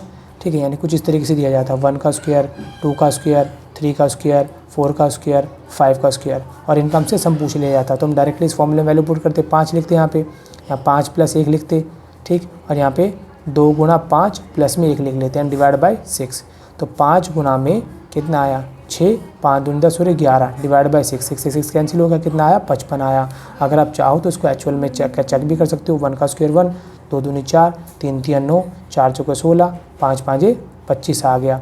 ठीक, अब इनको ऐड करेंगे, देखो 16 और 4 20, 20 और 25 45, 45 और 10 कितना आ गया, 55 आ गया। तो डायरेक्टली आप इनकी वैल्यू को इसमें प्लॉट करके सीधा सम चेक कर सकते हो। इसी तरीके से अगर हमें क्यूब दे दे, sum of the cube of n natural number का क्यूब दे दे, यानी कि 1 का क्यूब, 2 का क्यूब, 3 का क्यूब और एन टर्म तक उसका क्यूब निकालना हो, तो उसका फॉर्मूला क्या होगा, जो हमारा एन टर्म तक का सम था सिर्फ और सिर्फ उसके ऊपर क्या लगा देना, स्क्वायर लगा देना है, यानी n+1 डिवाइड बाई 2 का स्क्वायर कर देना है। जैसे मैं आपको एक एग्जांपल देख समझाया तो 1 का क्यूब, 2 का क्यूब, 3 का क्यूब और 4 का क्यूब, इनका सम निकालना है। यानी मैंने इस बार 4 ही टर्म ली है, तो क्या करना आपको, n की जगह 4 लिखना है, ब्रैकेट 4 + 1 लिखना है, डिवाइड बाई 2 इस पूरे का होल स्क्वायर, यानी कि 4 और 1 5 बटे में 2 इसका होल स्क्वायर कितना है 2, 5 दूनी 10 का होल स्क्वायर कर देना, यानी कि 100 आएगा। चेक कर लेते हैं, 1 का क्यूब कितना होगा, 1 ही होगा, 2 का क्यूब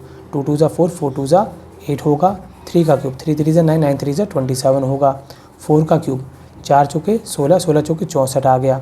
इनको ऐड करना है, कितना है 9, 9 और 27 36, 36 + 64 कितना आएगा, 100 ही निकल के आएगा। ठीक है, तो इस तरीके से आप डायरेक्टली इनके फॉर्मूले वैल्यू पुट करके इनका सम निकाल सकते हो।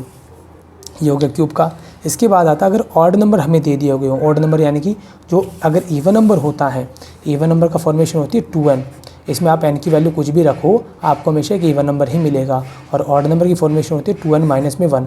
अब यहाँ पे चाहे n रख लो, k रख लो, p रख लो, कोई भी आर्बिट्ररी कांस्टेंट नंबर रख सकते हो आप, इसमें जो मर्जी वैल्यू रखोगे आपको हमेशा ऑड नंबर ही मिलेगा। यानी कि अगर आपने यहाँ पे 1 नंबर रखा तो 2 1 कम 2 -1 कितना मिला, 1 ऑड नंबर है। आपने इसमें n k की जगह 2 रखा, 2 दूनी 4 -1 कितना मिला, 3 मिला, ऑड नंबर है। तो अगर ऑड नंबर का सम चाहिए हो तो उसके जो फॉर्मूला होगा वो डायरेक्टली क्या होगा, n का स्क्वायर होगा। वैसे इतना यूज़ होगा नहीं, अगर मे भी कहीं यूज़ हो तो आप इनको सॉल्व इस तरीके से कर सकते हो। अब इसके कुछ एग्जांपल है जो हम ट्राई कर लेते हैं ताकि हमें इसका पैटर्न जो है वो समझ में आ जाए कि क्वेश्चन हमें किस तरीके से करना है। देखो हमने स्पेशल सीरीज़ के कुछ क्वेश्चन लिए हैं, 1 × 2, 2 × 6, 3 × 4, बीच में प्लस का साइन है, 4 × 5, ये सीरीज़ हमारी कंटिन्यू चलती जा रही है और इनका हमें बताना है, सम बताना है। अगर हम इसके पैटर्न को ध्यान से देखें तो देखो यहाँ कौन आया, 1 आया, फिर 2 आया, फिर 3 आया, फिर 4 आया। तो यानी कि ये जो नंबर हमारे ये क्या बना रहे हैं, एक तरीके से AP बना रहे हैं, क्योंकि इनका कॉमन डिफरेंस क्या है, 1 1 1 है। वहीं पे दूसरे की बात करें 2, दूसरे टर्म 2 3 4 5, 2 3 4 5, अब ये भी हमारे क्या बना रहे हैं, एक तरीके से AP ही बना रहा है, क्योंकि इनका भी कॉमन डिफरेंस कितना आ रहा है, 1 आ रहा है। अब दो अलग अलग हमारी AP है, दोनों अलग अलग AP ही हैं, लेकिन इनको अगर मल्टीप्लाई कर दे 2 1 ज़ा 2, 3 2 ज़ा 6, 4 3 ज़ा 12, 4 5 ज़ा 20, अब ये AP का रिलेशन नहीं बना रहे क्योंकि इनका कॉमन डिफरेंस 4 है, कॉमन डिफरेंस यहाँ पे 6 है, कॉमन डिफरेंस यहाँ पे कितना 8 है। अब AP ये बिल्कुल नहीं बना रहे हैं, लेकिन अगर इनको सेपरेटली मैं इन पार्ट में डिवाइड करूँ तो अलग अलग पार्ट में ये AP बना रहे हैं। सॉल्व करने का तरीका, तो मैंने क्या किया, यहाँ पे मैंने दोनों AP को अलग अलग करके ले दिया, 1 2 3 एन टर्म तक, दूसरी 2 3 4 थे वो भी हमारी एन टर्म तक ही है। मैंने दोनों AP को अलग अलग कर दिया, बीच में मल्टीप्लाई का साइन तो मल्टीप्लाई ले लिया। सॉल्व करा हमने इसको AN फॉर्मूले से। A फॉर्मूला क्या बताता है, A + n - 1 × D, A हमारा 1 है, प्लस n - 1 D, दोनों में कितने का डिफरेंस है, 1 का। इसी तरीके से फर्स्ट टर्म हमारे 2 है, प्लस n - 1, कॉमन डिफरेंस कितने का है, 1 का। सॉल्व किया, 1 का 1 आया, n - 1 यहाँ 2 n - 1 आया। अब देखो ज़रा, 1 में से 1 गया 0, n बच गया, 2 में से 1 जाएगा 1 बचेगा, n का n आ गया, बीच में किसका निशान था, मल्टीप्लाई, दोनों को मल्टीप्लाई कर दिया। तो क्या पैटर्न बना, n को n से गुणा करने में n स्क्वायर, n को 1 से गुणा किया तो हमारा n स्क्वायर n आ गया। ठीक है, अब हमें इस पूरी का निकालना है सम, तो हमने इस टर्म को जनरल टर्म में बना लिया है, जो हमें दे रखी सीरीज़ इसको हमने जनरल टर्म में बना लिया है, इसका निकालेंगे सम। ठीक है, तो हमारा जो Tn टर्म था सम निकालना है, तो n स्क्वायर अलग कर देंगे, n पार्ट हम अलग कर देंगे। मैं n स्क्वायर का सम का फॉर्मूला क्या बताया था मैंने, n bracket n + 1 bracket 2n + 1 divide by 6। n का फॉर्मूला क्या था, sum of n natural number, n bracket n + 1 divide by 2। अब इन दोनों में कॉमन क्या आ रहा है, n + 1 डिवाइड बाई 2 इसमें भी है, n + 1 डिवाइड बाई 2 इसमें भी है, कॉमन निकाला तो ये तो बाहर आ गया। इसकी जगह कितना बचा, 2n + 1, इसमें 6 है, 2 इजीली कॉमन आ सकता है, 2 3 ज़ा 6 आया, ये तो पूरा ही पार्ट कॉमन आ गया, तो इसकी जगह बचेगा 1। इसके बाद मैंने एलसीएम लिया, इसके नीचे कुछ नहीं, डायरेक्टली गुणा कर दिया, 3 एकम 3, तो 3 और 1 कितने हो गए 4। अब इन दोनों में से क्या कॉमन आ रहा है, नीचे वाले नंबर को मल्टीप्लाई कर दिया 6, दोनों में 2 कॉमन आ रहा है तो मैंने 2 कॉमन निकाल लिया, कितना बच गया n, और यहाँ पे 2 आ गया, तो मैंने 2 को 2 से 6 को काटा, 2 3 ज़ा 6 आ गया, तो ऊपर आंसर कितना है, n + 1 2n + 1 sorry 2n + 1 sorry n + 1 n + 2 और नीचे कितना आ गया 3 आ गया। इस तरीके से हम इनको सॉल्व करेंगे। ठीक है, एक एग्जांपल हम और कर लेते हैं इनका। अब देखो ये भी हमारी एक तरीके की स्पेशल सीरीज़ है। अब यहाँ पे 3 1 का स्क्वायर प्लस 5 for 2 का स्क्वायर 7 प्लस 3 का स्क्वायर। अब यहाँ पे 3 5 7 इसको मैंने सेपरेट कर लिया, 1 का स्क्वायर 2 का स्क्वायर 3 का स्क्वायर इसको मैंने अलग कर लिया। अब ये हमारी कौन बना रही है, AP बना रही है। क्यों, कॉमन डिफरेंस देखो, 5 में से 3 क्या 2, 7 में से 5 क्या 2, AP है हमारी। और यहाँ पर जितने भी हमारी नेचुरल नंबर का स्क्वायर दिया हुआ है तो हम इसके भी क्या लगाएंगे, AP का फॉर्मूला, इसमें भी AP का फॉर्मूला, बट इसमें ऊपर क्या लगेगा, स्क्वायर लगेगा। तो A हमारा 3 है प्लस n-1, D कितना हमारा 2, 5 में से 3 क्या 2 आया। यहाँ पर नेचुरल नंबर है तो 1 प्लस n-1, D हमारा कितना होगा 1, स्क्वायर था स्क्वायर लगा दिया। अब यहाँ पे 3 2 को n से गुना के 2n माइनस का 2, बीच में किसका निशाना मल्टीप्लाई तो मल्टीप्लाई लिया, 1 सॉल्व किया n-1 ऊपर स्क्वायर है तो स्क्वायर n दिया। करने के बाद देखो 2n का 2n आया, 3 में से 2 गया 1 आया, यहाँ पर कितना बन गया n स्क्वायर। ठीक है, अब n स्क्वायर को हमने पहले गुना किया 2n के साथ, फिर n स्क्वायर को गुना किया 1 के साथ, तो यहाँ n क्यूब हो गया, यहाँ पे कितना आ गया n स्क्वायर। अब ये हमने बना ली इसकी जनरल टर्म, इसका हमें निकालना है सम, तो इसके लिए मैंने क्या लगा दिया, समेशन लगा दिया, फिर सिग्मा लगा दिया। अब 2 हमारा कोई कांस्टेंट नंबर है तो 2 को बाहर रखेंगे, n क्यूब यहाँ पे आ गया n स्क्वायर। अब n क्यूब का फॉर्मूला कितना होता है, n bracket n+1 divide by 2 ऊपर होल स्क्वायर। n स्क्वायर का formula n+1 to n+1 divide by 6। दोनों में कॉमन देखो क्या चीज़ है, कॉमन लेने से पहले इसको नीचे वाले पार्ट को थोड़ा सॉल्व कर लेते हैं। 2 आया, n+1 का होल स्क्वायर ने दिया। अब देखो ऊपर वाले पार्ट का स्क्वायर अलग कर दिया, नीचे वाले का अलग कर दिया। अब नीचे वाले का स्क्वायर करेंगे, 2 को 2 से गुना किया 4 आया। अब 2 से 4 को काटा कितना बच गया, 2 बच गया। अब बचने के बाद अब देखेंगे दोनों में कॉमन पार्ट क्या है। इसमें भी n+1 डिवाइड बाई 2 है, n+1 6 में से 2 इजीली कॉमन आ सकता है तो 2 इसमें से कॉमन ले लेंगे। कॉमन लिया मैंने, ठीक है, देखो यहाँ पे कॉमन लिया नीचे वाले पार्ट में n+1 डिवाइड बाई 2, तो इसमें n था 2 थे इसके पास, एक अंदर आ गया एक बाहर आ गया। n+1 2 थे इसके पास, एक बाहर आ गया एक अंदर आ गया, 2 पूरा का पूरा बाहर आ चुका, क्योंकि स्क्वायर सिर्फ ऊपर वाले पे नीचे वाले पे नहीं है, क्योंकि मैंने नीचे वाले पार्ट का स्क्वायर यहाँ पे ओपन कर लिया था। इसको मैंने एज इट इज़ यहाँ पर देखो n बाहर आ गया, n+1 बाहर आ गया, 6 में से 2 कॉमन लिया तो यहाँ 3 बच गया। ऊपर कितना बचा, 2n+1 डिवाइड बाई 3। अब इसके नीचे कुछ नहीं, हमने एलसीएम ले लिया इसका। एलसीएम किस तरीके से लिया, पहले n को n से गुना कर दिया n स्क्वायर, फिर n को 1 से गुना कर दिया n। अब एलसीएम लिया तो नीचे कुछ नहीं है तो 3 को n से गुना कर दिया 3n स्क्वायर, 3 को n से गुना कर दिया 3n, 2n+1 आ गया। अब 3n का स्क्वायर एज इट इज़ आ गया, 2n+5n आ गया, 1 का 1 आ गया। और यहाँ पे n+1 डिवाइड बाई 2 था, 2 को 3 से मल्टीप्लाई कर देंगे, कितना आ जाएगा 6 आ जाएगा। अब ये क्वाड्रेटिक इक्वेशन तो है लेकिन इसके फैक्टर नहीं हो रहे हैं तो इसको हम यहीं पर छोड़ देंगे। ठीक है, इस तरीके से स्पेशल सीरीज़ को हम कुछ इस तरीके से सॉल्व करेंगे, लेकिन ज़रूरी नहीं हर एक में यही पैटर्न अप्लाई होगा। कुछ क्वेश्चन ऐसे होते हैं जिनमें कुछ रूल, जो जनरल टर्म हमारी ये अलग होगी, जनरल टर्म बनाने का तरीका अलग हो सकता है, बट नीचे वाले पार्ट का जो सॉल्यूशन होगा इसके करने का तरीका बिल्कुल इसी तरीके से किया जाएगा। ठीक है, अब स्टूडेंट हमने जितने भी फॉर्मूले अभी तक पढ़े हैं उन सभी को हम एक साथ दोबारा से रिपीट कर लेते हैं, एक साथ समराइज़ कर लेते हैं। ठीक है, ताकि हम इसको आसानी से पढ़ के क्वेश्चनों को सॉल्व कर सके। ये तो मैंने आपको सारी चीज़ें बनाकर करके दिखाई थी, अब इनको एक बार दोबारा से हम पढ़ लेते हैं। देखो हमने आपको जितनी भी चीज़ें पढ़ाई उनको दोबारा से रिपीट कर रहे हैं। सम एन टर्म अगर निकालनी हो जिसको हम एल भी कहते हैं तो ये ना क्या होगा a+n-1 जिसमें एल हमारा लास्ट टर्म होगा। सम निकालना हो तो एस एन बराबर n/2 2a+n-1 d होगा, जिसमें हमारा दूसरा फॉर्मूला ये भी हो सकता है n/2 a प्लस में एल। ये वाला फॉर्मूला कब यूज़ करना है, जब हमें लास्ट टर्म पता होगी तब यूज़ करना है। और अगर हमें सम ये और प्रोडक्ट ये 3 केस दे रखे हों तब हमें ए पी की वो टर्म इस तरीके से एज्यूम करनी है। 3 टर्म बोले तो a-d a plus D, 4 term बोले तो डिफरेंस होगा 2d a-3d a-d a plus D a plus 2d होगा। 5 में कुछ इस तरीके से नंबर लेने हैं और 6 में कुछ इस तरीके से नंबर हमें लेने होंगे। और अगर हमें लास्ट टर्म बतानी हो, लास्ट टर्म और बिगिनिंग टर्म शुरुआत में दोनों में क्या फ़र्क होता है, तो लास्ट टर्म में और बिगिनिंग टर्म में रिलेशन जो होता है वो क्या होता है, r term from last n-r plus 1 term from beginning. ठीक है, r term from beginning plus r term from last term, अगर इन दोनों का जो सम होता है फर्स्ट टर्म और लास्ट टर्म के इक्वल होता है। मैथमेटिकल लैंग्वेज में लिखें तो उसको हम कुछ इस तरीके से मेंशन करेंगे। ठीक है, any term of an A P except first term को अगर छोड़ दें इक्वल होती है to the half of the term sum of term which are to be equal distance from it. तो ए एन इक्वल होगा 1/2 bracket a n minus k plus a n plus k. यहाँ पर हमारा k होगा वो always n से less than होगा। और ये फॉर्मूला कैसे बना है मैंने आपको पीछे करके भी दिखा चुका हूँ, लेकिन अब यहाँ पर हम सिर्फ सारे फॉर्मूले ही पढ़ेंगे। अब यहाँ पर हमारी टी आर टर्म बराबर होती है एस आर टर्म माइनस में आर माइनस में 1 टर्म के, यानी कि T5 बराबर होगा S5 माइनस S4 के इक्वल होगा।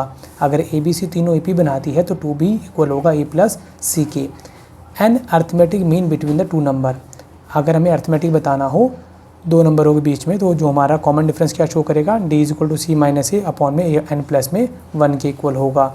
अगर अगर हम GP के बारे में बात करेंगे, AR स्क्वायर AR क्यूब, इस तरीके से AR N माइनस 1 तक टर्म हमारा चलती जाए तो आखिरी जो टर्म होगी AN टर्म वो कितनी होगी, last term AR N minus 1 होगी, जिसमें R हमारा कौन होगा, next term divide by previous term, यानी कि नीचे वाली जो टर्म होगी उससे एक टर्म बढ़ा के वो हमारी ऊपर वाली टर्म हमें लेनी है। यहाँ पे सम एंड प्रोडक्ट इज़ गिवन, अगर हमें सम और प्रोडक्ट दे दे तो हमें उसकी 3 टर्म दे दे तो हम उनको ये एज्यूम करना है तीनों टर्म को, 4 टर्म दे दे यानी सम और प्रोडक्ट दे तो उन चारों टर्म को हमें कुछ इस तरीके से एज्यूम करना है, 5 टर्म दे तो उन 5 टर्म को हमें कुछ इस तरीके से एज्यूम करना होगा। आर टर्म फ्रॉम बिगिनिंग और आर टर्म फ्रॉम लास्ट, अगर आर टर्म हमारे बिगिनिंग और एंड दोनों से लेते हैं तो उन दोनों का जो प्रोडक्ट होता है first term into last term के इक्वल होगा। ये मैंने मैथमेटिकली यहाँ पे लिखा और इसको प्रैक्टिकली मैंने आपको सॉल्व भी करके दिखाया है। 3 नॉन ज़ीरो नंबर है, अगर ABC ज़ीरो नहीं है तो उनमें अगर GP का रिलेशन है तो क्या होगा, B square is equal to AC के इक्वल होगा। अगर हमें इंसर्शन करना हो एक नंबर बिटवीन दो नंबरों के बीच में ताकि वो रिजल्टिंग सीक्वेंस क्या बनाए कि GP बनाए, तो कोई बीच वाला नंबर होगा वो कौन होगा हमारा, G is equal to √AB होगा। ठीक, अगर हमें दो नंबरों के बीच में n टर्म तक प्लॉट करनी हो ताकि रिजल्टिंग सीक्वेंस हमारा GP ही रहे तो उसका कॉमन रेशो क्या रहेगा, B/A 1 अपॉन में n प्लस में 1 होगा। जो यहाँ पे n होगा वो टर्म होगी जो हमने इसके बीच में प्लॉट की है, और B हमारा लास्ट टर्म होगा और ये हमारा फर्स्ट टर्म होगा। ठीक है, इसके बाद आती है relationship between AM and GM to the two positive number A and B। A और B कोई दो पॉजिटिव नंबर है जिसमें अर्थमेटिक मीन और ज्योमेट्रिक मीन का रिलेशन दिखाने के लिए हम यूज़ करते हैं A is equal to A plus B divide by 2 और GM यानी कि geometric mean is equal to होगा √AB के, जिसमें हमारे A और B वो दोनों नंबर कौन होंगे, A plus minus √A square minus में G स्क्वायर के इक्वल होंगे। और ये फॉर्मूले तो अभी हमने पढ़े ही है कि A और G रिस्पेक्टिवली अर्थमेटिक मीन और ज्योमेट्रिक मीन है बिटवीन दो नंबर पॉजिटिव क्वांटिटी A और B के। देन द क्वाड्रेटिक इक्वेशन बनाते हैं हम A और B की, तो उसके A और B अगर रूट होते हैं तो उसकी इक्वेशन होती है x² माइनस में 2ax। A हमारा अर्थमेटिक मीन होगा, G हमारा ज्योमेट्रिक मीन होगा, जो कि इक्वल किसके होगा, 0 के। ठीक है, और अगर हमारी कोई कांस्टेंट टर्म है 1 2 3 4 में जो भी नंबर हो, तो अगर हम उसको कंटिन्यू ऐड करते जाते हैं n टाइम तक तो हमारा सम कितना हो जाएगा, an हो जाएगा, जहाँ पर ये हमारा कोई आर्बिट्ररी कांस्टेंट नंबर होगा। Sum of first natural number का जो सम होता है 1 + 2 + 3 + n टर्म तक, वो कितना होगा, n ब्रैकेट n प्लस में 1 अपॉन में 2 के इक्वल होगा। अगर उनके स्क्वायर का सम करें यानी कि 1 का स्क्वायर 2 का स्क्वायर 3 का स्क्वायर, वो किसके इक्वल होगा, n bracket n + 1 bracket 2n + 1 bracket upon में 6 के इक्वल होगा। और अगर क्यूब कर दिया जाए तो उसका फॉर्मूला कितना हो जाएगा, 1 cube 2 cube 3 cube equal to n cube term तक अगर हम चलते जाएँ तो n bracket n + 1 divide by 2 का होल स्क्वायर हो जाएगा। क्लियर, अभी तक स्टूडेंट मैंने आपको जितना पढ़ा है, जितने भी फॉर्मूले उसके सारे के सारे यहाँ पे मेंशन कर दिए हैं। तो उम्मीद करता हूँ अगर आपको वीडियो पसंद आई तो वीडियो को लाइक करें, शेयर करें, कमेंट करें और इस चैनल को ज़्यादा से ज़्यादा शेयर करें और चैनल को ज़रूर सब्सक्राइब कर लें।